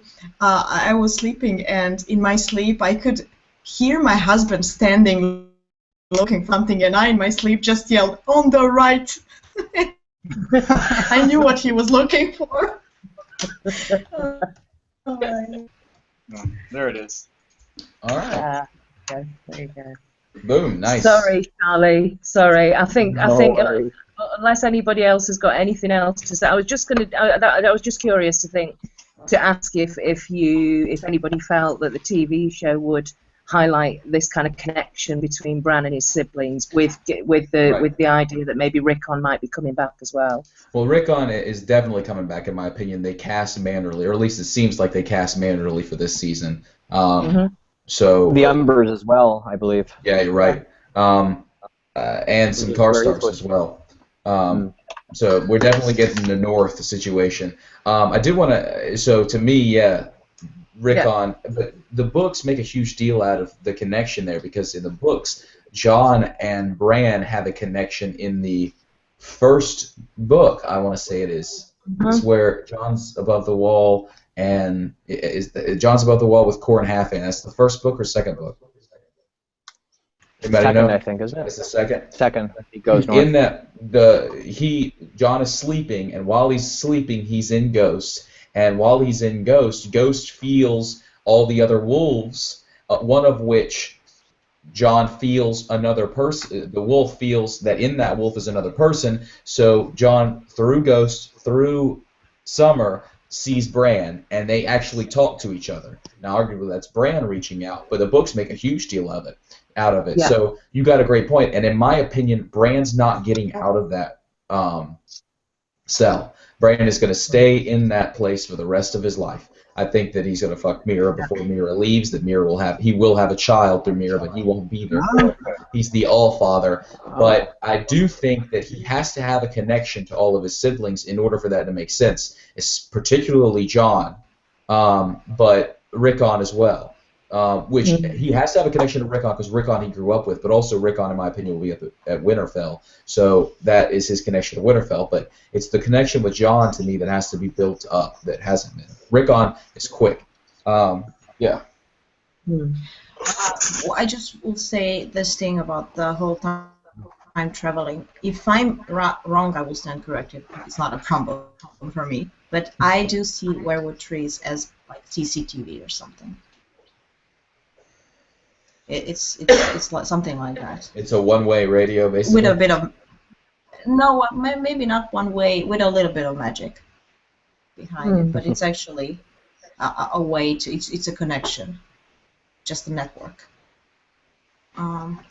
So yeah, are we gonna? I'm just gonna have one more question. Are we gonna do the trailer of this discussion? Yeah. I was going to say that's why I suggested we go talk about Jon Snow next, since we're kind of started in the north, and I figured we should work our way south and then east. That makes sense with you. I will just. So let's talk about. Just say that I'm not hot. I didn't get too excited over the trailer because I had some other things going on in my life right now. But I was a bit like when I saw Night's King with Bran. That was amazing. Agreed. And yes, all hail to James of Thrones for figuring it out 2 or 3 years ago. 3 years ago. God damn it, man. So yeah. Best series. Yes. Somebody, we need to drink something every time we say Night's King, right? Yes. We'll have to start that again for our episode reviews. We'll have to do that again. Yeah. At least the first one, anyway. Yeah. Yeah. Go ahead. No, Charlie, you're the leader, so. Okay. Guide us. Well, I was going to suggest. Yeah, unless we have anything else to say about Bran and the events north of the Wall, I was going to suggest we talk about Jon Snow and where we kind of left off with him last season, and in the last books as well, since it's kind of the same location spot, really. Granted, different times of day and witnesses, I guess, but you know. Yeah. I guess the real question I can ask you guys on that is, do you think he's dead? I think the trailer kind of demonstrated that he pretty much is dead. Do you think he's going to be resurrected by someone? How is he going to be resurrected? What's his role going to be after that? A lot of these questions seem very, I think we already have our answers to them, but perhaps we differ in the specifics between each of us. Tell us what you think, Charlie. Charlie? Yeah. Well, there's one thing I've kind of... Tony, Charlie. There's one thing I've kind of debated with myself for a while. Because I do feel that Melisandre has to play a role in reviving Jon Snow. That said, I do find it interesting how, and it's something that people have brought up to me in the past, is the idea that south of the Wall, or south of the Neck, rather, we have Thoros of Myr being able to revive Beric Dondarrion like a bunch of times, then being able to transfer his life into Catelyn Stark so easily without any sacrifices whatsoever. I think James has made the argument that has to do with his faith, or that has to do with him really, truly valuing the life of the other person, valuing the life of his friend, effectively. But nevertheless, it does make me wonder, why is he able to do that so easily, and why is it or why does it seem to be more of a challenge for Melisandre, anyway? So, nevertheless, I do think going back to my point, I do think she at least has to play some kind of role in reviving Jon Snow. Maybe it's harder for her to... Maybe she'll need to do a sacrifice to revive him because he perhaps is the prince that was promised, or the Azor Ahai figure, or whatever you want to call him. I'm also very intrigued by what we saw in the trailer. Again, I made a few comments about that in my own video, when we saw Jon Snow lying against Ghost, and we had Davos basically, it looked like he was about to, I'm assuming, fight people who were trying to break into the room where the body is. Again, I have no idea what to expect or what to think of that. I can only assume they're about to prepare for some kind of ritual or ceremony to revive him. And how they are convinced by either Mel or by anyone to do that is beyond me, but I'm excited to find out how they're doing, how they got to that point. Let me offer my opinion, and this is Please way go too ahead. technical. In my opinion, we get Melisandre thinking that she's lost everything, and her arc is to think that to be this close to abandoning her faith, to losing her faith. We need to see it so that we empathize. It makes us understand why she is who she is. She truly fucking believes it. She thinks she's a force for good. She thinks she's getting visions from some entity that's beyond understanding. She thinks she's chosen. Not the ultimate entity, but that she's the force behind it. She is the fire that lights the candle of whatever king ends up becoming. She thinks she's full of shit. When she gets down and says the words, Thoros said it because it's his best friend. She's going to say it because it's her last-ditch effort. She doesn't think it's going to work. She just knows it worked for somebody else. She's going to say the words, and that's going to close out the scene. So let me tell you what else is going on. When Davos pulls his sword, in my opinion, they've got Jon in a side room on a slab. They go into the room, and the Night's Watch guys that are there are like, what are y'all here doing? We're here to see the... Y'all need to get the fuck out. They're there to perform whatever they're going to perform, and they're not allowing Davos and the Melisandre to do anything about it. And that's, in my opinion, what Davos is doing. That is also why you see in the trailer Alistair Thorne and some other random dude trying to smash in the door. That's because they've locked themselves inside and are doing something. So cut back to Melisandre. Melisandre is fucking done. She gets on her knees, she says the fucking prayer, screen goes black. It cuts back to Alistair Thorne knocking the shit out of the door, and then the door unlatches and they stop. The door opens, and out walks a blue-eyed Jon, with Melisandre walking right behind him.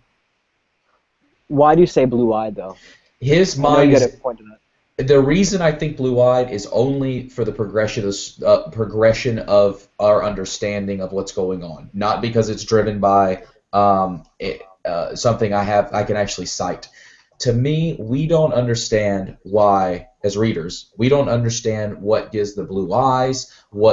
How does somebody have power over it? That doesn't make any sense. But, excuse me, the reason it's blue eyes, in my opinion, is because why it's actually fucking blue eyes is because Jon's mind's not in his body. Jon's mind's in Ghost. And I don't think his mind's going to get sucked back into his body initially. Plus, Nice. in the trailer, we know that he goes to fight at Winterfell. Jon would not go to fight at Winterfell. He's been tricked into doing it or convinced into doing it, and the reason I think he's doing it is because Melisandre has made him into a thrall. She didn't mean to, but she did. The Beric Dondarrion dies, his soul goes out into the ether. Thoros resurrects him, his body returns. Jon's soul was not in the ether, it's locked in Ghost, and Jon has not practiced this ability. So when his body's resurrected, and the thing it teaches us is not only...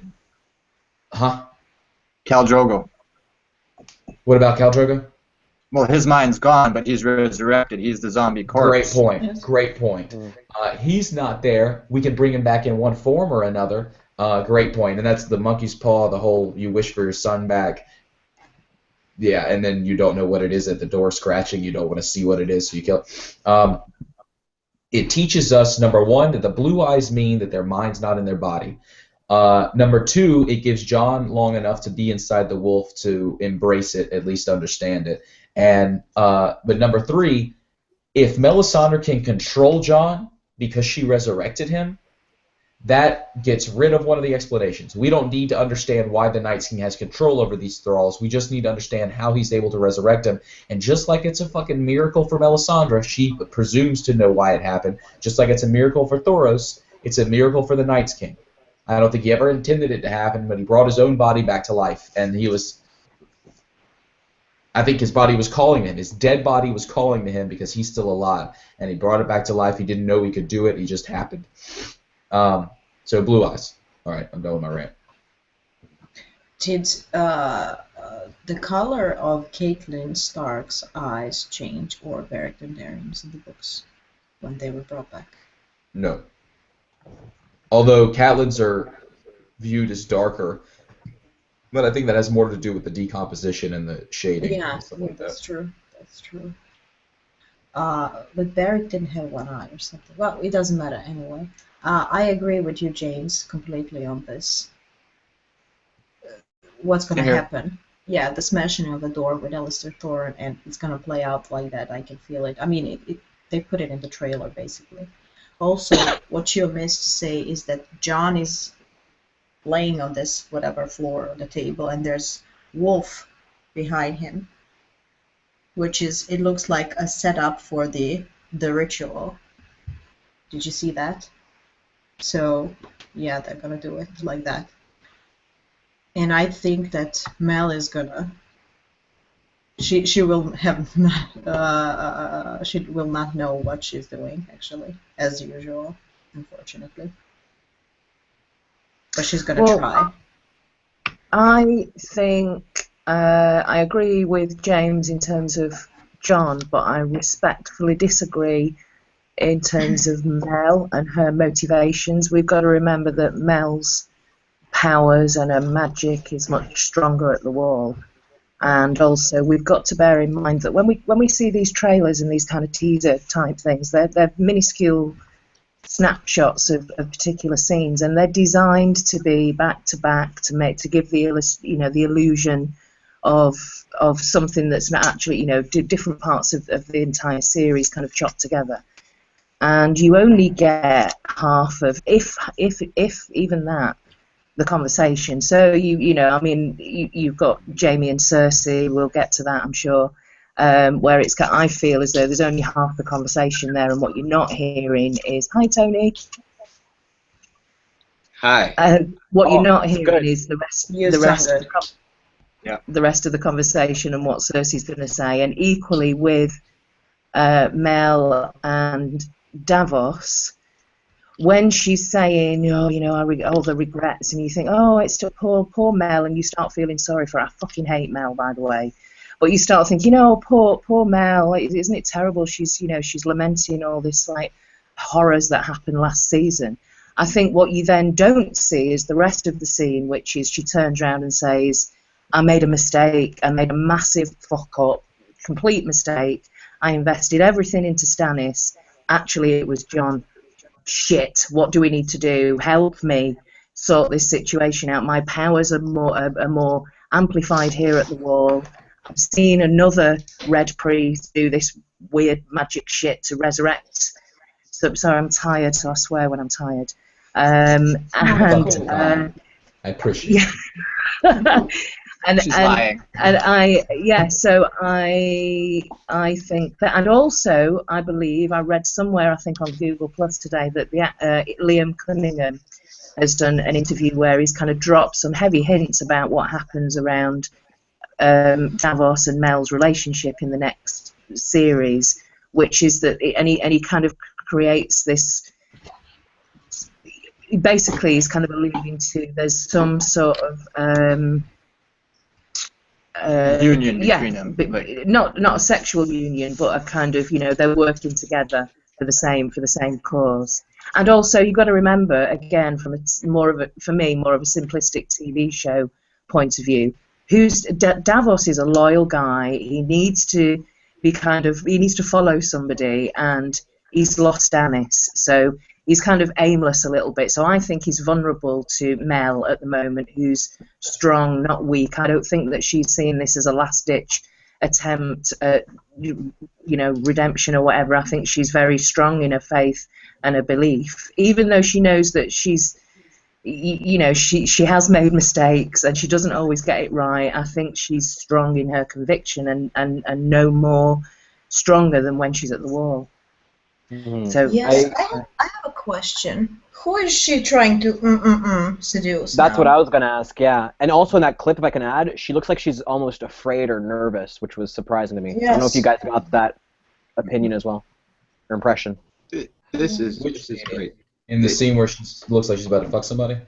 Yeah. There's like a look of almost fear in her eyes when she's gonna fuck a disrobing. blue-eyed John. That's what I'm wondering. Oh, sorry. Go ahead, Teebaby. Real quick, I didn't really think too much in Mel, but more of Jon Snow. Like, if you think back to season 5, when she had her premonition or her prophecy, whatever you want to call it, she never said she saw Stannis. She said, I walked in Winterfell and I saw the flag lay down in flags or something. She never said that Stannis was in there. So I do think it was a true mistake. When you look at the trailer, she's even in season 5, she started to kind of doubt herself. But then you got season 6 now, where she's thinking back. She just sacrificed Shireen, and I don't think she thought it was a good cause. But I think she messed up because she thought it was Stannis the entire time, and it wasn't. But she never, if you look back in season 5, she never said Stannis was there. That's what I kind of got as far as like the tone, and is she regretful? I mean, this is TV mails, not book mails, and I do have to separate them because they are slightly different. So I think that she honestly thought I thought I was doing a good thing, because she said you have to be king before all these whites come. She said that, but when she said about Winterfell in the battle, she never said Stannis' name. That's true. Yeah, but who she's gonna fuck? I wanna know that. Or at Tony. least try to. Tony, go ahead. Well, I think James said it earlier. Mel at this point is in the exact same spot that Thoros Amir is in. You know, he believed, he was a believer, and then it didn't work. He didn't believe, and then when he tried it on his friend, it worked. Mel was a believer. It didn't work, her visions, and now she doesn't believe as much. And when she tries it on Jon Snow, it will work. It's funny to me that I see that Eli Knight is in the comment section, and we're talking about Melisandre, because it all goes back. I mean, the first video I did with y'all, I remember Eli Knight was there. I think it was that video, the first video, that I brought up the Blue Mel figurine, and Eli Knight is here, and we are talking about the Blue Mel thing. So it is all like a big 360 situation. I wish Eli Knight would get on the panel. We'll bring him. Chatting it up and saying all this stuff in the chat. He can come up here and say to the Don stage, if you got something to say, Eli Knight. Bring it. I do want a couple of things. I love Eli Knight. Like I said, I feel bad. We'll bring him on. Clare Gray, I agree with you that she thinks it's Jon, but to me, the part that's going to get played on is more so that. Like what she says in the trailer, it was all a lie. I think that's what she says. It was all a lie. She is, in my opinion, abandoned hope. And when she said, and I agree that she's going to try, but I don't think she's going to think it's going to work. That's the whole point. It's got to take her to the brink where she says, it's like, so it's that moment where a Christian kid who's considering suicide says, God, I'm about to end this. If you don't want that to fucking happen, now's the time. And whether something happens and you see it and you're like, I'm going to assign value to that and let that be the thing, or not, that's where Mel's at in my mind. I think it's easy to believe in anything when it's easy, you know. When the shit's going your way, it's easy to believe in everything, you know.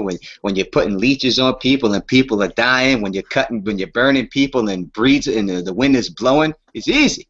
But when you got the big one wrong, you know, it kind of sets you back a little bit, you know. And I think that's a spot where she's at right now, you know. But she'll get through that, no doubt. As for the Mel, when he's taking off a clothes situation, I just think she's trying to buy time. I think she's in the situation. She knows the deal. The first thing she looks for in her flyer is if something bad's going to happen to her. So if something bad was going to happen to her, she would know that. And if she's got to do this, like, listen, I got to fuck this dude in order to stay alive right now, or that's what it looks like she's doing, like, yeah, I guess I got it. But fucking that chick, you gotta remember that chick is the type of chick to fuck you and put the knife right to you while she's fucking. You know what I mean? And that's the type of chick. She's like a hit hoe. So you gotta watch out for that. You know, that's it. So it could go down like that with people. Well, maybe she was just taking a bath and look. She thought, oh, when I step into the bed, I'm just gonna look really sexy to myself. Well, we Yeah, know man. she wants. I think it's simpler than that. I think she's just trying. I think she feels that she has to try and seduce Davos to get him on side, and Davos is kind of like, you don't need to do that. That and they form some kind of uneasy alliance. But maybe she feels that she needs to use her sexuality to kind of get him on side and seduce him. Maybe it's as simple as that. I like that, Claire. I think she's a woman at the wall, and she looked scared for a reason. Now, whether or not she knew the reason was coming is up for what Tony said. I think he's right there. She probably is buying time, but I don't think it's somebody from the Night's Watch. She's a woman at the wall. Yeah, she's got, listen, you see in her face, this chick is about it, right? Every time you seen sex in her mind, but anyone else, she's about it. That chick was down. She was down to fuck Davos. She's down to fuck Stannis. She's down to fuck everyone. She ain't down to fuck this motherfucker who's walking to her. She's doing it because she got to do it. You know, and now you can see it in her face, and that's the bottom line. So it's probably, I don't know, so what Alice is throwing someone who is making her do this. You see how they treated those chicks up at Craster's Keep? These are the same motherfuckers. These dudes all get down like they ain't been around a woman in a long time. You think Gilly was there? There's a reason why she's out. She'd be getting got too. Yeah, I'm still of the opinion that it's y'all bring up great points. I'm still of the opinion that she's fucking Jon. It was set up in last season that she wants to fuck him for the King's Blood, and the reason she's scared, in my opinion, is because he's blue-eyed. She wants it, but she doesn't know what this means, and now she can just get it. He's not gonna he's just gonna sit there. Crackpot thought on that, James, because and that's something I was wondering. First of all, I want to say it's amazing that we've all come up with different scenarios in terms of this one scene. So it's kind of cool that for once we're all kind of differing opinions. But going along James's train of thought and adding my own little crackpot thought to it. Not that I believe this necessarily, but could it be that in this scene it's maybe possibly a reenactment of the whole Nissa story where the Azor Ahai figure is stabbing Nissa with his blade, and maybe she's the Nissa figure? I'm not saying I believe it, I'm just proposing that as a possibility. I think it's impossible. Jon doesn't love her, so. I think it's impossible for her to be Nissa.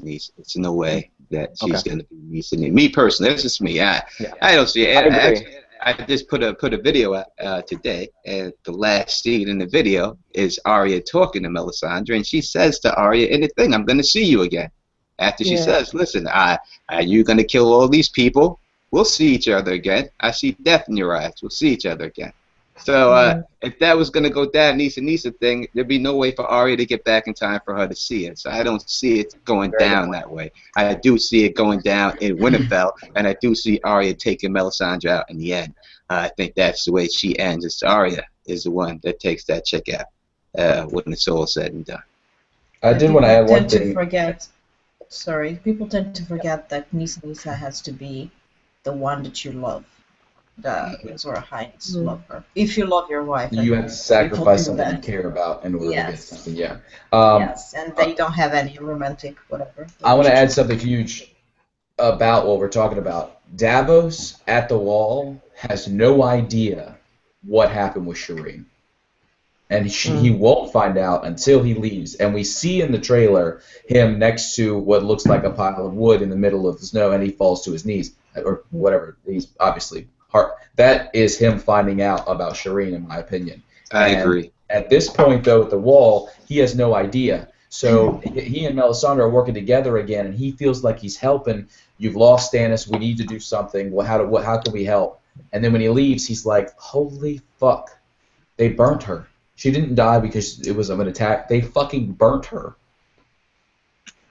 We don't see Mel in that room when he pulls his sword out, right? They don't show Mel in the room at that time. I think you're right. Right? It's just them in the room at that particular time. I'll look it up, but I think you're right. So when do you guys think that they're going to resurrect Jon? Like, what episode are you thinking? Early. I don't think it's going to One or take two. too long for him to get it done. I can't see it going 3 episodes. I can't see it going past 3. Yeah, I was thinking it has to be early, especially since everyone kind of already knows he's not going to stay dead. It wouldn't make sense to keep prolonging it. But another question I'm curious what you guys think is, do you think Jon's going to come back the same type of person he is? Like, is he still going to be like how Jon Snow is? Or because we don't know how long he's going to be in Ghost, is he going to end up more like Ghost? Or do you think, because I don't think they come back the same. Like, don't they, like, a little piece of them always goes every time you get resurrected or something? I might be confused about that. But. I think they said it, but I don't think there's a lot of proof to show that people have changed. They always say that a little bit of weight is so, but Beric Dondarrion seemed perfectly fine to me. You know, Lady Stoneheart, she was dead for a very long time. Jon ain't gonna be dead that long.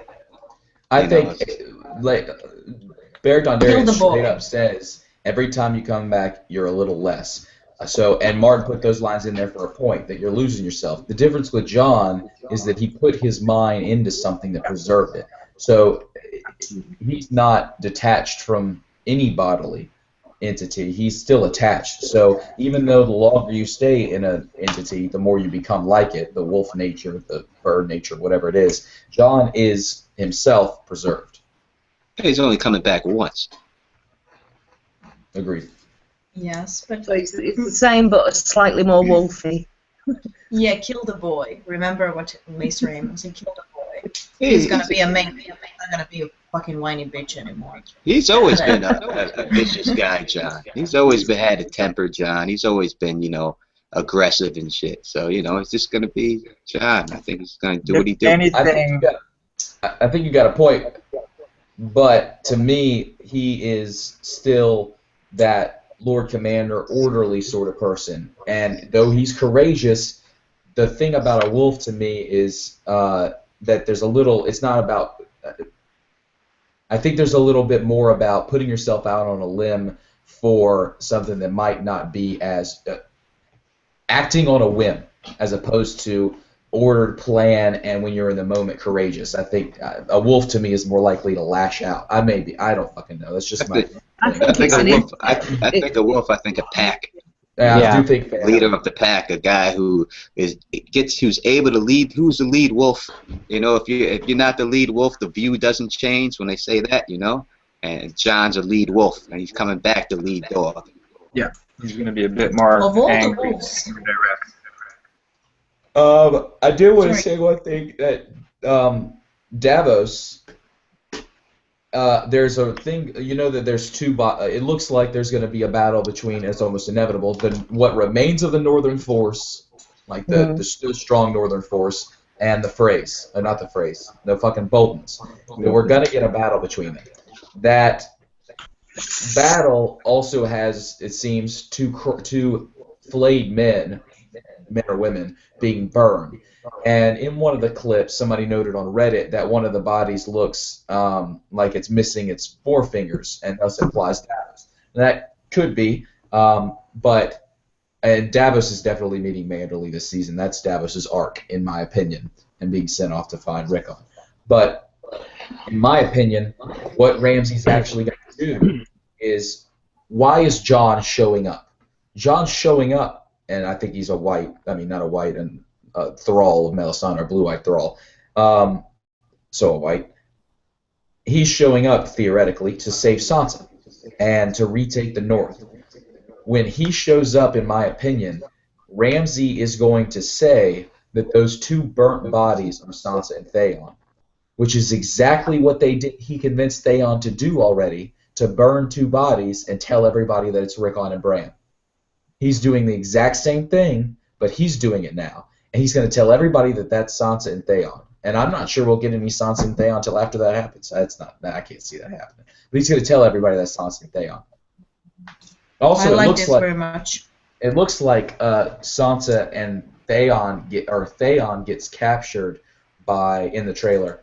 Theon gets captured by somebody with a hound, a dog, and then and it looks like they're looking for Sansa and they haven't found her yet, and she's running. And this could be random fucking scenes that have nothing to do with each other, but it appears to be that's what's up. So they're trying to hide. Ramsay sends out his men with dogs, and they look like they were wearing a pointed hat and the stats.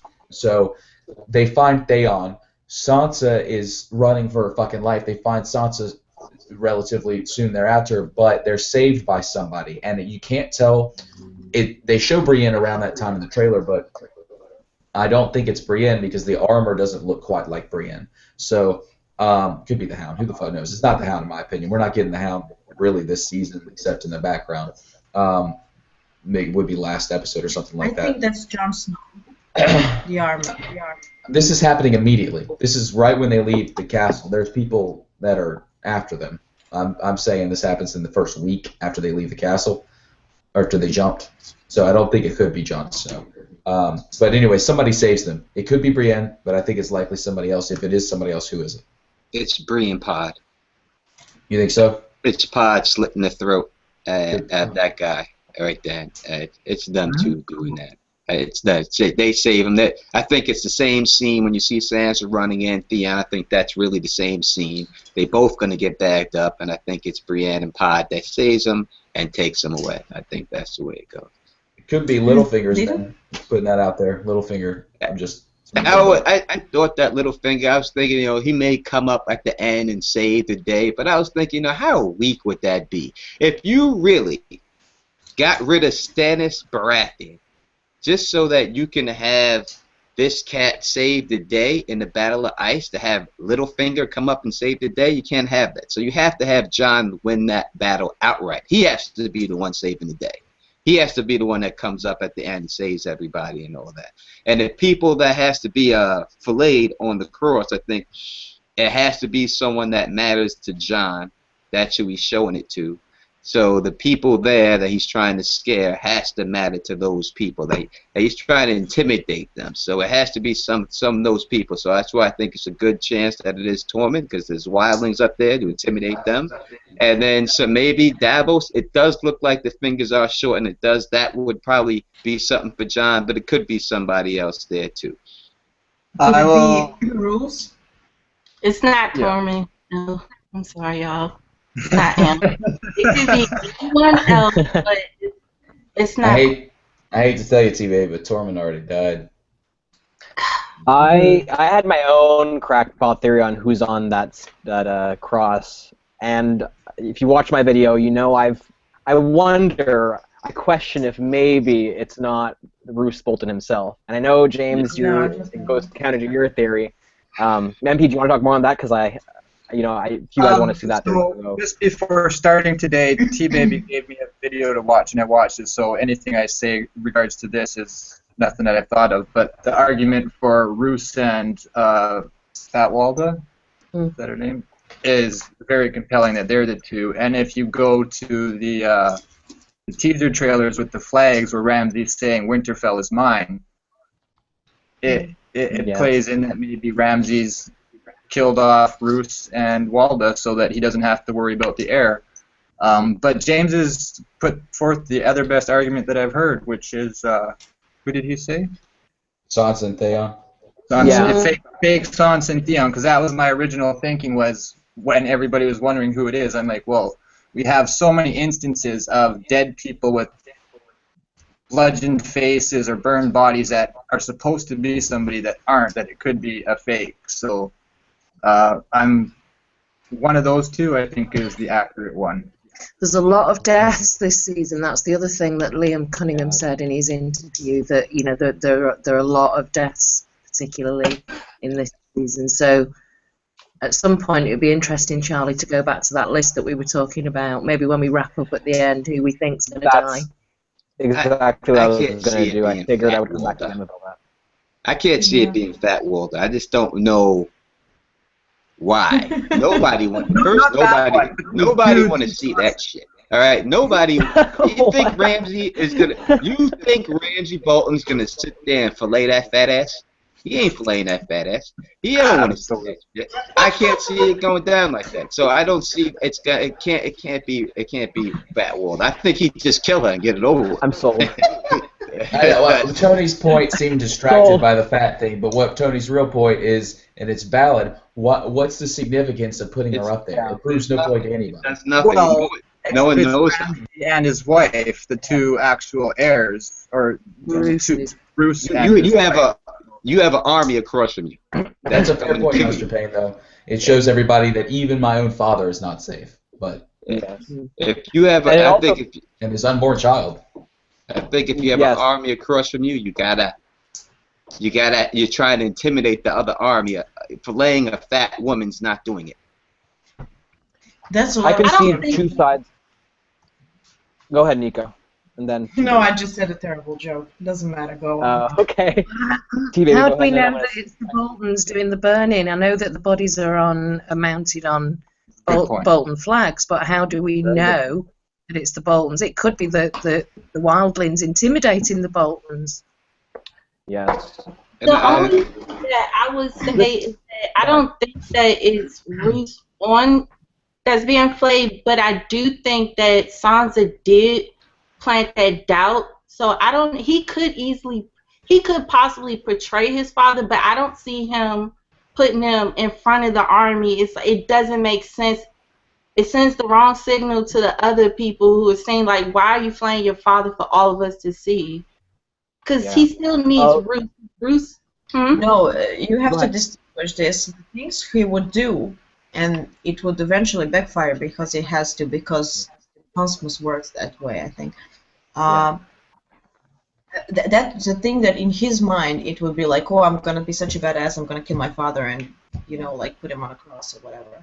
It doesn't mean that the soldiers are going to take it like, oh, yeah, you're the leader. Because he doesn't have anybody. He doesn't have alliances. I mean, to be a ruler, you need to have good political connections, and he has nothing. He has just, like, whatever, flaying knife. Yeah. If I can jump off what Nico just said, I agree with you, Nico. I think it kind of feeds into the idea that Ramsay is, if they go this route, Ramsay is effectively quite mad. So there's no real sense, or we can't really look for any logic in him burning his father, if that is what he does. As for the burning of Fat Walda, well, I could actually see it going both ways. I could see them burning her, or Ramsay burning her, to prove a point that he's not going to let this potential other heir to Roose, one-up him, so he could be making a point there. On the counterpoint, I could see Fat Walda being spared in the long run, just for the same reason Tony said, because she's not really a threat. But it would also fit into the idea, perhaps, in the end result of things, that if there is to be a House Bolton when all is said and done, it would be interesting if perhaps Sansa Stark were to either rehabilitate her or allow her child by Roose Bolton to inherit the Dreadfort, if they go that route. So I can see kind of both sides of things. Forgive me for a split second. I'm going to leave for like 2 minutes, and I'll be right back. I want to add that, I don't think it's Roose.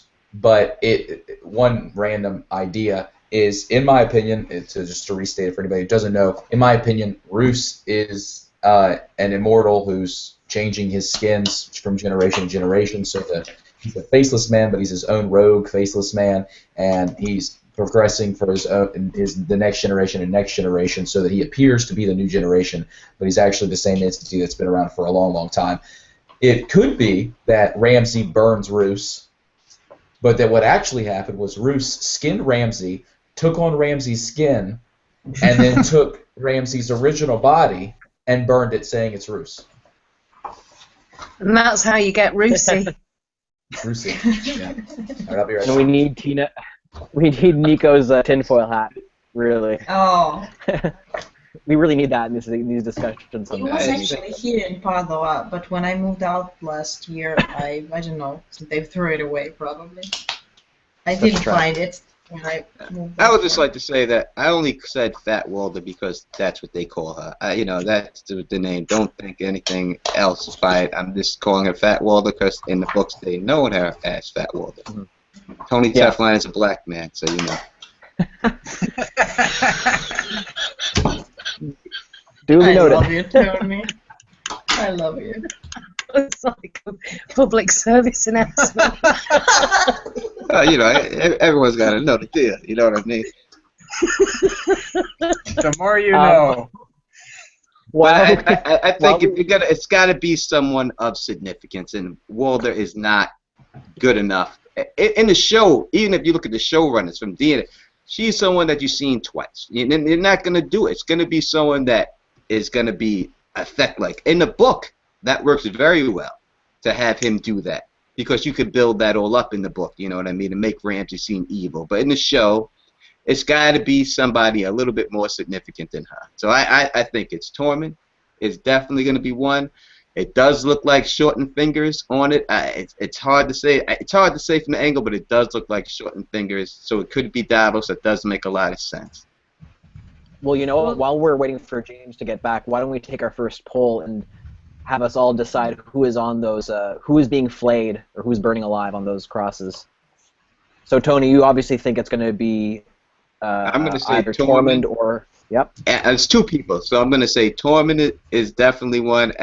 You know, I'm gonna I hate to go with the I seen somebody else say, and I didn't see it myself, but I have no choice but to go with it with the fingers that it looks like. No, why would you do my man dirty twice? You know, if they did do it, they did it on purpose to fuck Stannis twice. And I'm gonna say for that reason, yes, we'll go with Davos. Damn it. I hope it's not Davos, that poor man. How about you, Claire and MP? What do you guys think? I will go with Ramsay and Fatwalda because they've said so, but Tony has sort of swayed me there. I didn't realize it was in front of two armies. I just thought it was leftovers. I didn't know there was a battle happening. But I'll also say that James's decoy argument actually makes a lot of sense to me. So and you would say that to a northern army, saying that it was the Sansa and Theon, supposedly. So are you going to say it's two decoys then? A decoy Sansa, decoy Theon? No, I'm going to stick with Ramsay and Fatwalda, or Roose and Fatwalda. I think that it's difficult to determine who's doing the burning here, but and I don't think it's necessarily automatically the Boltons. So that makes things really muddy and complicated for me. Yeah. Again, just in really simplistic terms, there's loads of battles going on in the north, and you've got factions. So you've got the Wildlings, you've got the Boltons, you've got other northern lords, and you've got the rest of the Night's Watch at the Wall, which I'm discounting as we've said, they're not true anymore. They've kind of they've betrayed their vows, etc. Whatever. But there's these three factions: the Northern Lords, the Boltons, and the Wildlings. And it looks like it's going down, and there's going to be lots of battles. But in terms of who's on those banners, I honestly, genuinely couldn't tell you because I don't. Yeah. It could be anybody as random as Theon and Brienne. Who knows? No idea. That's your picks, right? There. Question mark there. Yeah, that'll do. You said Theon and Brienne? They're not even together, are they, in the show? But I'll put question marks. I'll note it down that you were totally undecided on that one. Yeah, real. That one's difficult. I mean, I've got a list of who I think might be, just ended this season. But in terms of where and who's on those banners, I honestly don't know. I don't know who's responsible for the burning. I don't know if it is the Boltons. I think it could be the Wildlings that have captured a couple of Boltons, and they're. But I don't think it's Roose. I think he's too important. Oh, look at it, so amazing. A new puppy. That's Nymeria. That's a ghost, man. That's Ghost. That is. Yeah, she's white, like Ghost. Mm-hmm. Nico, who do you think is flayed on those? Can you see my screen? Yep. Okay, so I shared this. Their fingers. I'm going with Roose Bolton and Fatwalda. It's hard to see it in that angle, but the other angle I did see. No, you can see the shadow of his fingers. I hope it is. I would hate to think that's my boy. Although the thing with Roose Bolton, I don't know, like this person has this really muscular. What's this called in English? I don't know. This part of the lower arm, yeah. So, but we never saw Roose like how muscly he is. But that's a man definitely on this cross. It's not Davos. Davos is like, unless he's using the Littlefinger travel company, then. Only way I would think it would be Davos. As I said last year about Stannis, that if Stannis was not going to sit the throne, that there was a good possibility of him being killed last year. I think that it's same situation with a lot of these characters. If they do not have a major role to play when it all's said and done, that Dan and Dave have the ability to do what they want to them in a certain manner. So it could be better for them to get rid of Davos right now, just like they got rid of Barris and Selmy early. I think Barris and Selmy is going to die in this battle when he leads this charge anyway. I think that they didn't want him to do that, and I think that's why they got rid of him. I think that they're going to do that to a couple of other characters, and I think maybe Davos could be one of them, that it may not end for him in the books like this, but if he's not going to be around, since Stannis is not going to be around in the end of the books, it's not really going to play that major role. It could be more significant to get rid of him like this. You could have him leave the wall and go find Sansa and them, or en route to finding them, or going to get them from the Umbers and get bagged up there.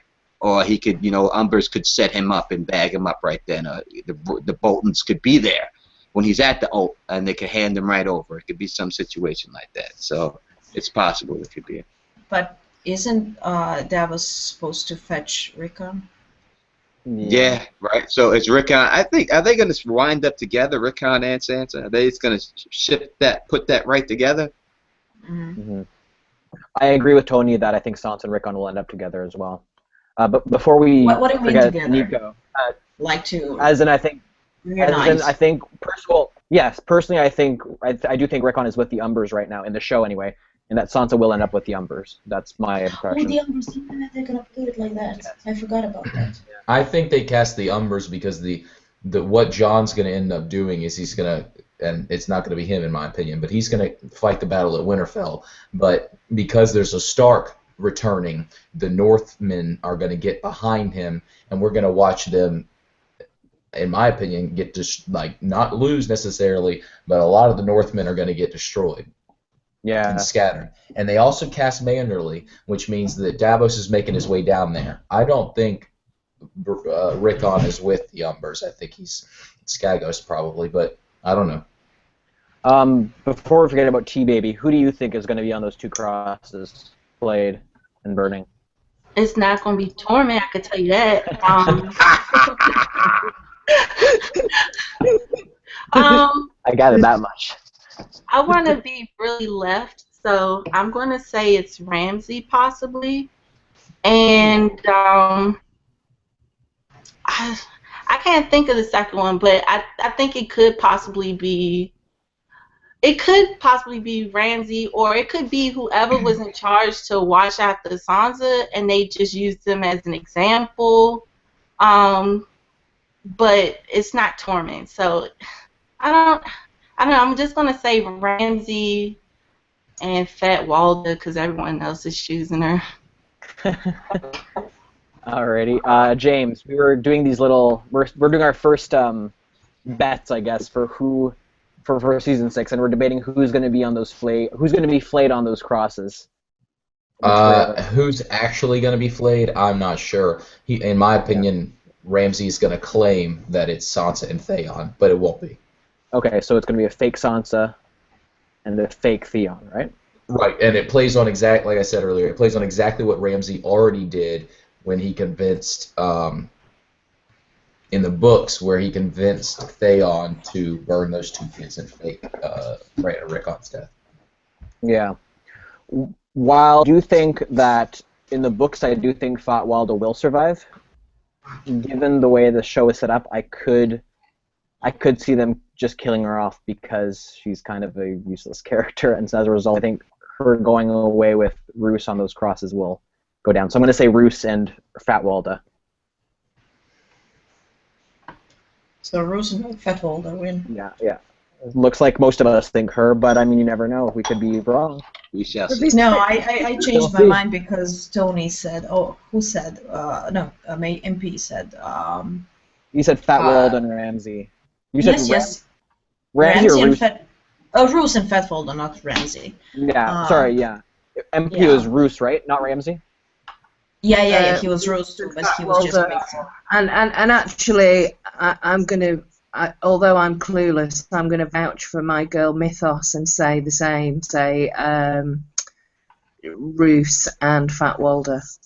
Yeah, On because behalf of it makes sense because of the it wasn't trailer, it was whatever this thing they released when they said Yeah. that the Winterfell was mine. Well, although with the trailer there was the reason why the trailer kind of convinced me personally, and it's such a stupid reason when you think about it, but it's because the clips we had was one of Ramsay looking into an empty room, turning around and staring at what is assumed to be his father with the really. And then the next clip is one of two people burning on flayed crosses, or flayed on and burning on crosses. So. Is there going to be a battle at Winterfell? We know that there are battle scenes in the trailer, but is this going to take place at Winterfell? In the books, we're at the point of leading up to a big showdown at Winterfell, and we thought we were as book readers and TV viewers, we thought we were going to see something like that at the end of season 5, but we got this limp. Kind of Stannis just is ended like that, and just Ramsay with his 20 good men and all that bollocks. So I feel cheated that we didn't get this kind of battle of winter, but battle at Winterfell. So are we going to get it this season? Is this what the battle scene? Is this what the battle scenes are? What's happening? Somebody said Fat Walter finally burning off some pounds. Thank you, James Oakley. Here's the thing about the battle. One thing I keep running into is if you watch the battle, or the scenes that appear to be the battle, I'm not seeing snow. And last season, the battle at Winterfell, it was snow everywhere. Now, you could have a little bit of the snow being absent, but that doesn't make any sense to me. There's more of it, so I don't know. And the real battle that's really going on with Stannis, that he's gonna win, is the Battle of Ice when he forces the other army that goes into the Ice Lake. That's what's really gonna happen. I don't think we're gonna see that in the show. I think you're just gonna see what you've seen Stannis get. It's gonna be a scene just like that. You're gonna see that again. It seems like that's their go-to shot now, because it looked so good when they showed Stannis go through the Wildling army. That they did the overhead shot with the horses going in. I think that's their shot now. I think their go-to shot. So I think it's gonna look kind of like that, and it's gonna look, just like Stannis getting murked Tony, out. in the TV show, does Mel just remind me because I can't remember? Does Mel talk about there being a battle at Winterfell? We know that she does in the books, that she refers to a vision that she sees, on the battlements, etc. But it's at Winterfell. But does she refer to that in the TV show? Because if she does, then surely she didn't say the battle. She said he was going to win a great battle, and that she seen herself on the battlements of Winterfell with the Bolton's banners on the floor. But she doesn't say the actual battle itself. Right. Who do you think Littlefinger is talking to? I think Brienne and Pod, right? Oh, good call.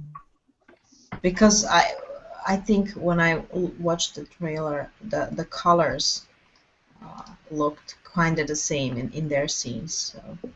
I don't know. I think the Boltons die this season. It's over for them. So both of them are gonna. It'll be over. There'll be no more of this battle with them. They have to get rid of them because they have to start shifting next season to Euron. There's got to become the new big bad guy. So they got to get rid of these guys. And I think this is the end of the Bolton situation. So they can switch over to Euron, and you're going to see, because in the books, it's going to be Euron and them is going to be the real threat. It ain't going to be Ramsay Bolton. This is not going down like that in the books. You know what I mean? So they're going to get rid of them this year. I think Jon Snow is going to kill him. He kills everyone, Jon. When he's trying to execute someone, they bring in Jon, and he's going to execute Ramsay. It'll be a done deal, and that'll be it. And then they'll switch to Euron. Quick survey to see who thinks Stannis is still alive? Yes, that was one of my questions actually. We want to do that now? I've been saying that since last season. I know James agrees. So Nico, James, MP, anyone else thinks Stannis is still alive? He's dead. There's no doubt about it. There's no doubt. I think I've seen who did it. Enchantment of Eternity did it. Was it them? I think so. I did a DVD review, Game 6, and he says on the commentary they say it. I saw that. But they also said that Jon is You're dead. absolutely right that in the commentary they say he's dead. So I'm not gonna sit up here and act like I know something. He's dead, but I thought he was dead before that. Unfortunately, but that doesn't mean he's dead in the books. He's not gonna die in the books, and I still think he has a good chance of sitting in the Iron Throne in the books for a little bit. I think his death in the books will be much more honorable than in the show. I agree with you there. I think the death was kind of out of left field as far as was presented in the show, but anyway. I actually think that we need Stannis because, and I know this is all into my too deep theory, but in order for in order for the people of Westeros to be convinced to fight this battle, there needs to be a central location where we end up with a huge battle just to get in so that we can convince all the people that you won't survive here. Yes, you've got walls, Harrenhal. You've got walls that will keep them out, but A, they can arguably get in anyway, but B, they've got dragons now, so it's not the same story. That said, in my opinion, Jon cannot claim the kingship until very near the end, and he can only can't take the leadership role until very near the end because he's taken the leadership role for all of Westeros when he does it, and I think he has to kind of do that almost simultaneously, if not very near to him discovering who he is, which has to happen in Winterfell. So who's the leader before? And I think he's going to have and I know y'all think I'm out of my fucking mind, but I think he's going to have an issue with Mance Rayder / Rhaegar before this is all out. But before that, the leader of everybody, in my opinion, has got to be Stannis, and that requires Stannis to still be alive. Is there a way that Stannis could be the decoy burning? That was one option, yeah. It's possible. It could be Stannis. Could be Stannis. He could be burning. It could be him. But I know is it a fake Stannis is what I'm saying. Like, they're trying to represent that it's Stannis, but he's not actually there. But they would have to know that he's not at the wall either, though. So Dan and Dave would love to make him burn. And you know, they would love to do that. Well, somebody was saying, sorry. Yep. No, go ahead. Somebody was saying in the comments, how do we know that it's not just one person burning? Because they said it was two in like something. That's what I heard. The same thing. I was going to say there's an article I got that says that somebody has been saying that there's more than one person. It says two, right? I thought it says two. I'm having issues finding that article, but I have an article that says at least more than one.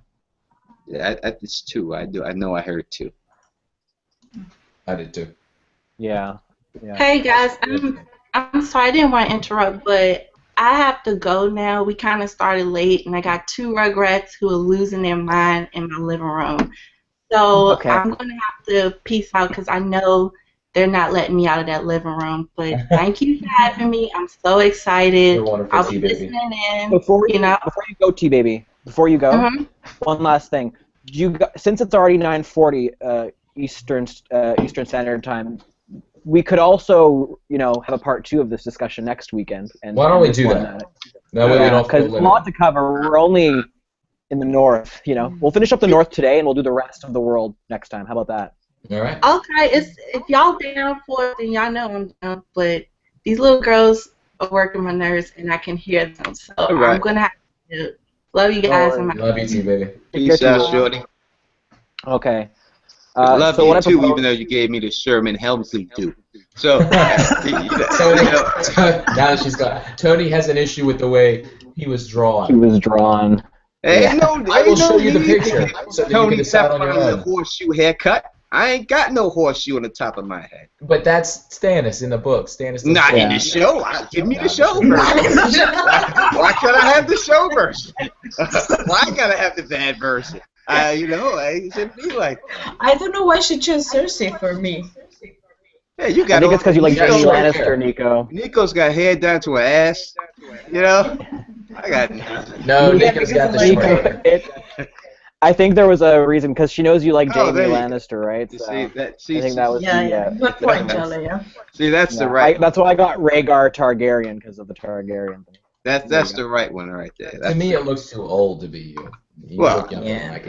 Listen, I appreciate that she attempted it and that she thought enough to do that about me. I'm cool with that. I'm all good with that. Those are some awesome drawings. This is by far my favorite, though. Keep talking, Charlie. Yeah. Yeah, Makes- no, what I was gonna, I wasn't much. Maester I was Payne gonna- looks like Howland Reed, I think. Yeah, LaDonna is Oh. amazing. I was gonna say, so what we could do is we'll talk a little bit longer. We'll just finish up all the events in the north, and we can, I guess we can, maybe we should take some questions actually. Yeah, let's do that. We're Take heading some to the questions and wrap it north. up. Is there anything else Yeah. left in the north? Winterfell, we've already covered that pretty Brienne, much. Pod. Brienne and Pod, yeah. That's Yeah, the Littlefinger. Well, no. Actually, one thing about Brienne, there are reports that she is filming stuff in the Riverlands. If she's filming stuff in the Riverlands, to me that points one more thing to Lady Stoneheart. But if she's filming stuff in the Riverlands, I have a hard time believing that she's going to find Sansa. Now she may, and there's reports that Sansa and Jon are going to hook up in this one. That they're going to not hook up sexually, hook up by being in the same location this season. I don't know what to believe when I hear that because it is not coming from real sources. But I have a hard time believing that Brienne finds Sansa. And if Brienne's going to the Riverlands, then even if she finds Sansa, it just doesn't make any sense for her to go that way. I guess, I mean, I don't fucking know. I would think it doesn't make a lot of sense for her not to. If you just had her up there, right, let's just think about it, what she did last season. She sat there, right, she looked at her fucking candle, waiting for her candle the whole time. When the candle was finally there, she left her post, right, so she didn't do her duty. And then she went, instead of doing her duty, being there waiting for Sansa, she got greedy and went and killed Stannis, right? So that's what jumped off. So I think that she has to do her duty and find Sansa. And it makes, well, she's going to do it. It's going to have her kill Stannis, and now all of a sudden she just heads back. I couldn't find her. Let me head down toward the Riverlands. She's going to get set down there. And I think this. All right. So this is how I think it plays out. I think she finds Sansa in them. Right. She goes there. She finds them. When she goes there, she goes back with Littlefinger. Jaime puts them under siege. Right. He's got Riverrun under siege. Sansa takes the Stoneheart position and sends Brienne down there and say, "Listen, if you want me, you want to back me, you want to show you're on my side and protect my mother, go get me Jaime Lannister. Bring him back to me right now. He's got my uncle down there, blah, blah." And then she goes down there, and then she gets Jaime to leave and come back with her, just like she was going to do with Stoneheart. I think it goes down like that with Sansa. I think that's her role this season. What uncle? I don't understand. What did you say, uncle? He has my uncle. Like, yeah, because you got Jaime down there, right? He's going to have Riverrun under siege, right? He's going down. You mean that? Yeah. Right. I get So it. when that's going down, Yeah, she's gonna be with him, and she's gonna say, "Listen, Brienne, you're cool with Jaime. He's fucking up my uncle right now. You go get me that motherfucker, bring him back to me. If you want to prove to me that you're loyal to me, I need you to go do that." And Brienne will go do it, and she's gonna grab Jaime up and bring him back, just like it's gonna happen with Lady Stoneheart. But there's no it might happen Stoneheart. that way because Sansa is not gonna stay in the north. I mean, in my mind, she's eventually end up in Castle Rock, so she needs to go south. There's nothing else for her to do. But She needs to. She has to take that Stoneheart role, and there's nothing for her to do. They took away all the veil stuff with the other Sweet Robin and the other suitor. They're not doing that right now. So what else is she gonna do? They're combining a lot of characters. This takes this instead of killing her, then Brienne. That's what Stoneheart really does anyway. I hear you, Tony, but I think, and who the fuck knows? We're getting Lady Stoneheart, and more to the point that I'm trying to make. To me, Sansa's arc this last season is the arc we're getting from Sansa in the next book. I just want to throw something in about Sansa. I'm not pretending that I know what's going to happen to her at all next season, but we've got to remember that at the end of last season, she discovered via Theon that two of her brothers were still alive. Though I would imagine that if she's able to escape Winterfell with Theon, that one of the first things she's going to want to do is try and find a brother, and we know that Rickon is going. Well, we can kind of heavily guess that Rickon's going to be in. So Yeah, but how does Sansa know where they are? You nailed it, Claire. You know what happens? Stannis is dead, so Stannis isn't there to tell Davos to go get Rickon.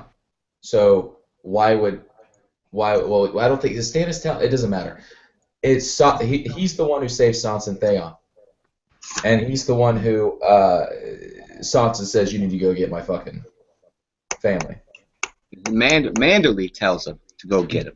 Manderly tells him where Rickon is, but if he ends up, if I'm not mistaken, in White Harbor. No, you're right. He goes to White Harbor to get people for Stannis. And then he sends him off to Saga. So, it go down anyway. No one knows. But I just think that if you're going to have Sansa there, right? Now, we just seen Sansa get beat up, get this, get that, get raped all over again. The only way to build her up, to make her, is to give her that cold-hearted Stoneheart role. Give her all that meanness that she would have, that Stoneheart would have, all that hanging the phrase, have Sansa be the one telling people to do that. And I think it would go down like that. Not that she'd have a little group following her around or anything like that, but just that she'd be telling Brienne, listen, go get me Jaime Lannister, bring him back to me. Couldn't we reach a compromise technically? Could Sansa not fulfill the Stoneheart role by staying in the North in a way? Couldn't she, while simultaneously help her brother Rickon become the next Liege Lord of Winterfell whilst trying to exact vengeance against both the Freys and I guess whatever is remaining of the Boltons, or by also killing the Boltons this season?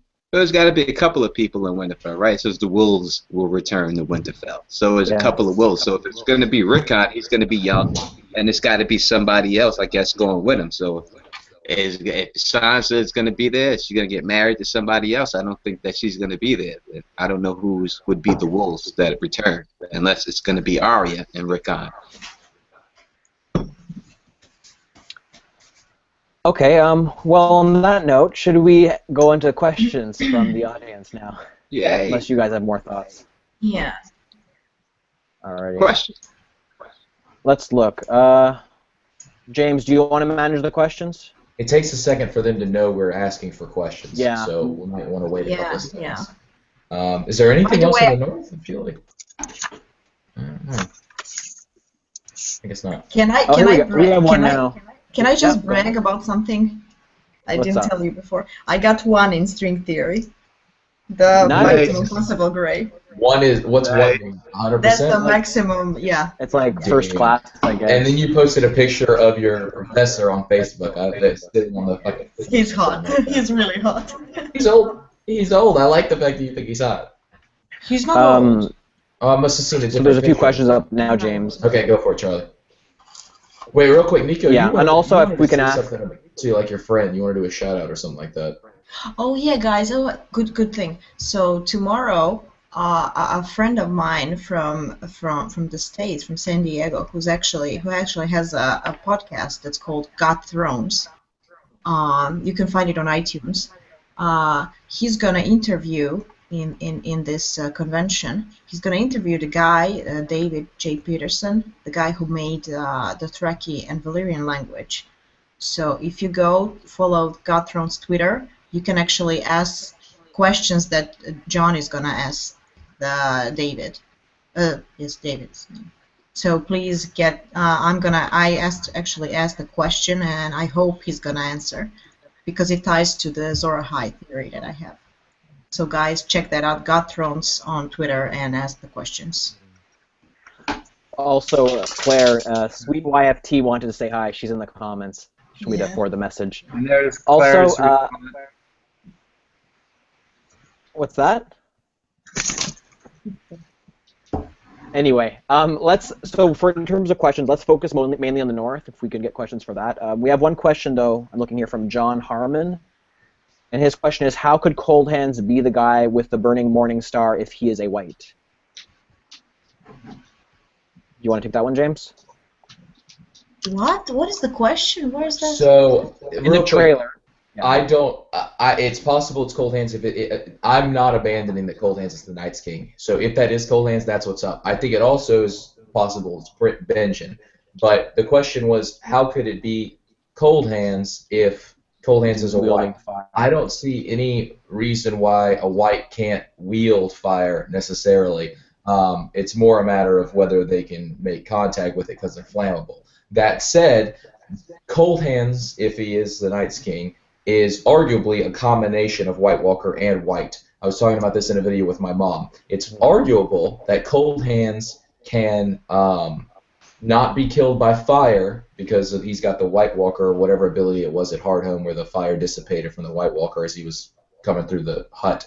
They arguably can't get killed by Dragonstone because they're not Dragonstone. Dragonglass, because it's a white, and arguably can't be killed by Valyrian Steel because it's a white. All these things in combination make it so that they're less prone to being, that the Night's King alone is less prone to being killed. That said, it's a great question. Why would something that could be killed by fire quite easily be wielding fire? Sorry, Don Willie's. It looks like Don Willie's drinking every time James says Night's King. Every time I say what? Night's King. Yeah. I think it's we say, yeah. Or maybe it's me. Night's King. There's a question from James Bird who asks, will Davos kill Ghost? No. Why? I think As a sacrifice, maybe? It's possible, yes. I hope not. I really hope not, personally. Very much so that it's, I think that if Ghost does get killed, I mean, I don't know if it's Davos to do it. Maybe Mel would be the one who has to do the actual killing of Ghost when it goes down. No more killing of puppies, goddammit. Agreed. Enough of that in season 1 and season 3. Do we think the pink letter will be addressed in the TV show at all? I personally want to say no. In some form, yes. Really think so? I don't think so, because the impact of it is gone. John's already headed south. I don't think he needs it. Yeah, I agree. Christina the Sphinx asked one question. She says, with Davos at the wall, then maybe Winterfell later, who do you think Manderly will give his epic speech to? That involves the speech where he feeds Frey pies. one of the Frey's boys, yeah, the Frey pies, exactly, yeah. Oh, The North remembers. The North remembers, and the Mummer's farce is almost done. My sons are home. I hope so. I don't think there's a question that it's Davos, because Davos is the one that's set up to have affection for children and be good with kids. He lost his own kid. He loved Shireen, and he was sweet to her. He needs to be the father to somebody, and he is the one who has to have the connection to Rickon, in my opinion. Rickon, agreed. Okay, yeah. As for the one that Christina the Sphinx asked, I don't think we might not even get the Manderly speech necessarily this season. I think the North is going to be pretty much, there's not going to be that détente, if you will, where some Northern lords are openly courting the Boltons. I think it's going to, in season 6, it's really going to be an all-out war with some lords versus other lords. I don't think the Manderlys will even be in the presence of the Boltons, unless they do go to. If that speech does happen, I would suspect it would happen at the Frey's Keep at the Twins. But again, I don't even know if it would involve the same circumstances or if it would unravel in the same way. Perhaps the Freys are hosting other people. Maybe the Brotherhood without banners somehow end up there. Crackpot theory entirely. Maybe they're there and maybe they somehow deliver Frey pies to Lord Walder Frey. Who knows? Do we all agree it's going to happen? Because I think it's too good not to happen in the show. I would hope it happens. I'm just doubtful, I guess, given the exclusions of other things from the show. I mean, we're going to get Manderlys, but not too much. They're not going to be there all over. The season's so winter. Yeah. No, we'll get the Manderlys. I just don't know if we'll get the actual Frey pie stuff. Yeah, but I said that to me it's too good not to happen. It's just to have that specifically. Oh, okay. Yeah. Any other questions? Okay. Unless you guys have other thoughts on that one. A quick one from Emma Morris. Yeah. Do we think that Alistair Thorne will get killed this season? I think Alistair Thorne is crucial to the end with Jon, because Alistair Thorne is one of those people that has been bad to Jon the whole time, and it's exactly why Alistair Thorne gave Jon the speech on the wall before the battle at the wall. He says, "You fight with me, but when after this is over, you can go back to hating me and talking behind my back. But while we're in this, you listen to me." I don't remember what he says, but the reason he says that is at the end, Alistair Thorne will be fighting for Jon. Opinion. I think that Alistair Stone will die this season. I think he said it himself last season when Jon let the wildlings through the wall. He said, "This is going to be the death of both of us." And I think it will be the death of both of them. Jon already got killed for letting him through, and I think the wildlings will kill him in the end. I think Davos might do that. Agreed. Here's one from Jerry the Targaryen Steamboat. Will any non-North characters end up in the North this season that haven't been there already? I don't understand. Littlefinger. Yes, he might go back, that's true. But you see him in the snow anyway. There's no one else. Yeah. I think this season is just locking the North up. You're going to see the North get solidified through Jon and the Starks. That's what this season's all about. What about other lords from the Vale of Arryn, like some soldiers maybe end up in the North? Could that be a possibility? Yeah, I think you'll see some fighting, but I don't know anyone of importance. Right. Somebody mentioned Howland Reed. It was 15 minutes ago. Like, will he end up in the North? Sorry, I think Don Willie's drunk. He said, Alistair Thorne is the Night's King.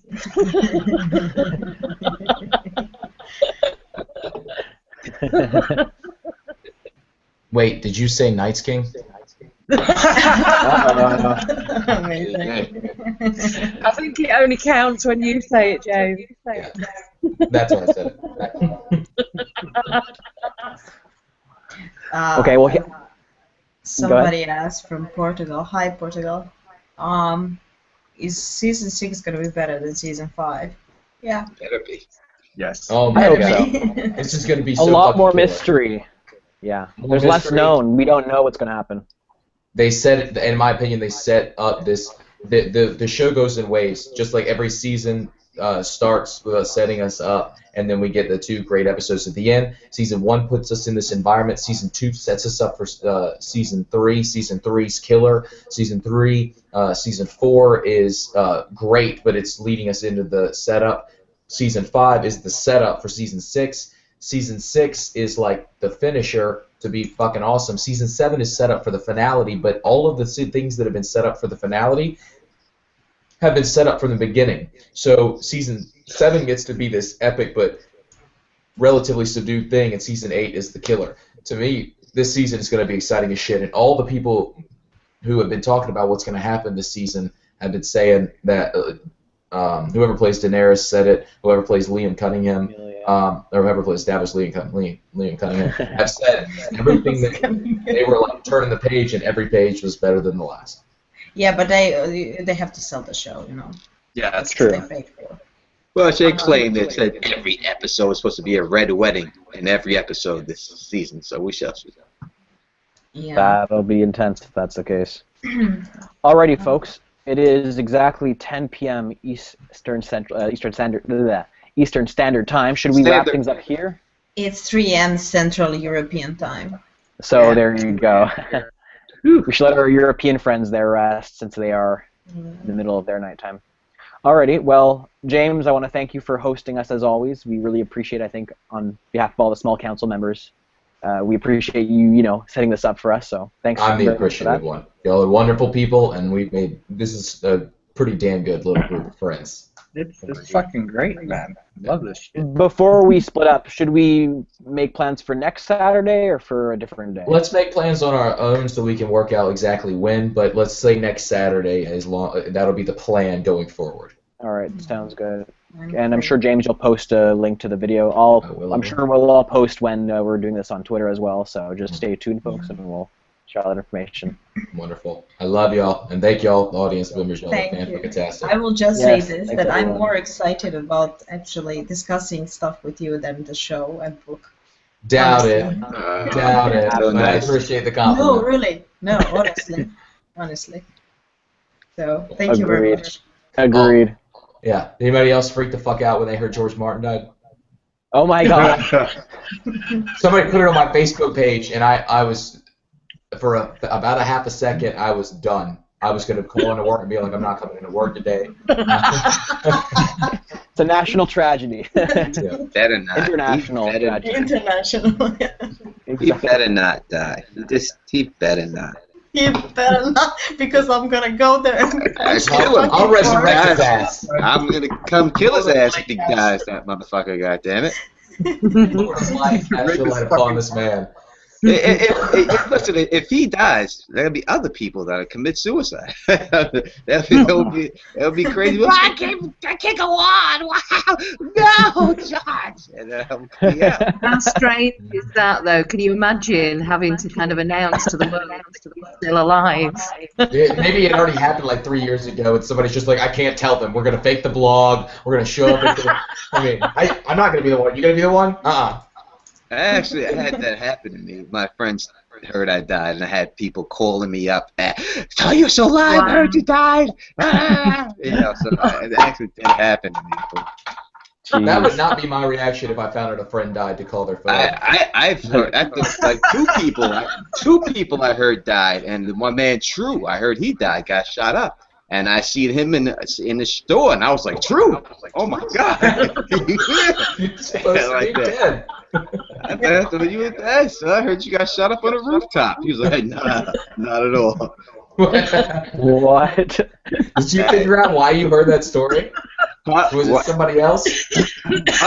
No. I just heard it was True. Dude just said, yo, True got shit blazed up on the rooftop. And I was like, word, all right. Next. Oh yeah, I got blazed up on the rooftop, but we were smoking shit, not shooting. Another. When you live in the city, it's when people come up to you and you hear that's not. You can ask Don Willie, you hear that? That's not. Boom boom got shot. Boom boom got stabbed. Boom boom got you hear that? That's a life. That's every day. It's not shocking.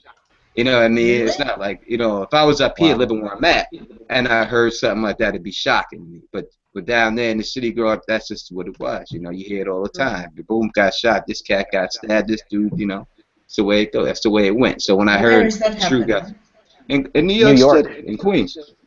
Well, so when I heard that True got shot, all right, True got shot. I'm sure that's believable. I'm sure he shot, It's the way it is. That's just the way it is.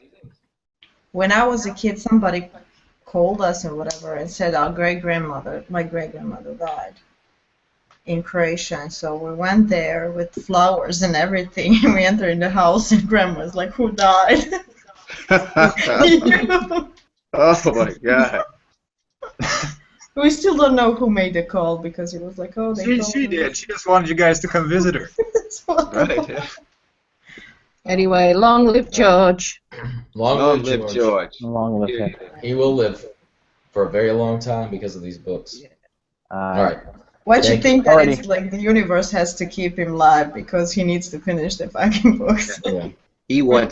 George wants to finish. I feel bad for him because it's such a bad situation to have such a good book series. The hardest thing to do is to end it right. Yeah. And the fact that the show is going on and he could see a little bit how the fans react to the show, is that going to make him change what he wrote? I don't know, and I hope it doesn't, but it could, and that's why I think we're never going to get what it really could have been because of the show. I really think it would have been different if this show didn't come out. Yeah, he would never finish it. Agreed. All right. Alrighty, folks. Good night. Great night. Ciao. Bye. See y'all soon. Bye, everybody. It was fun. Bye. Love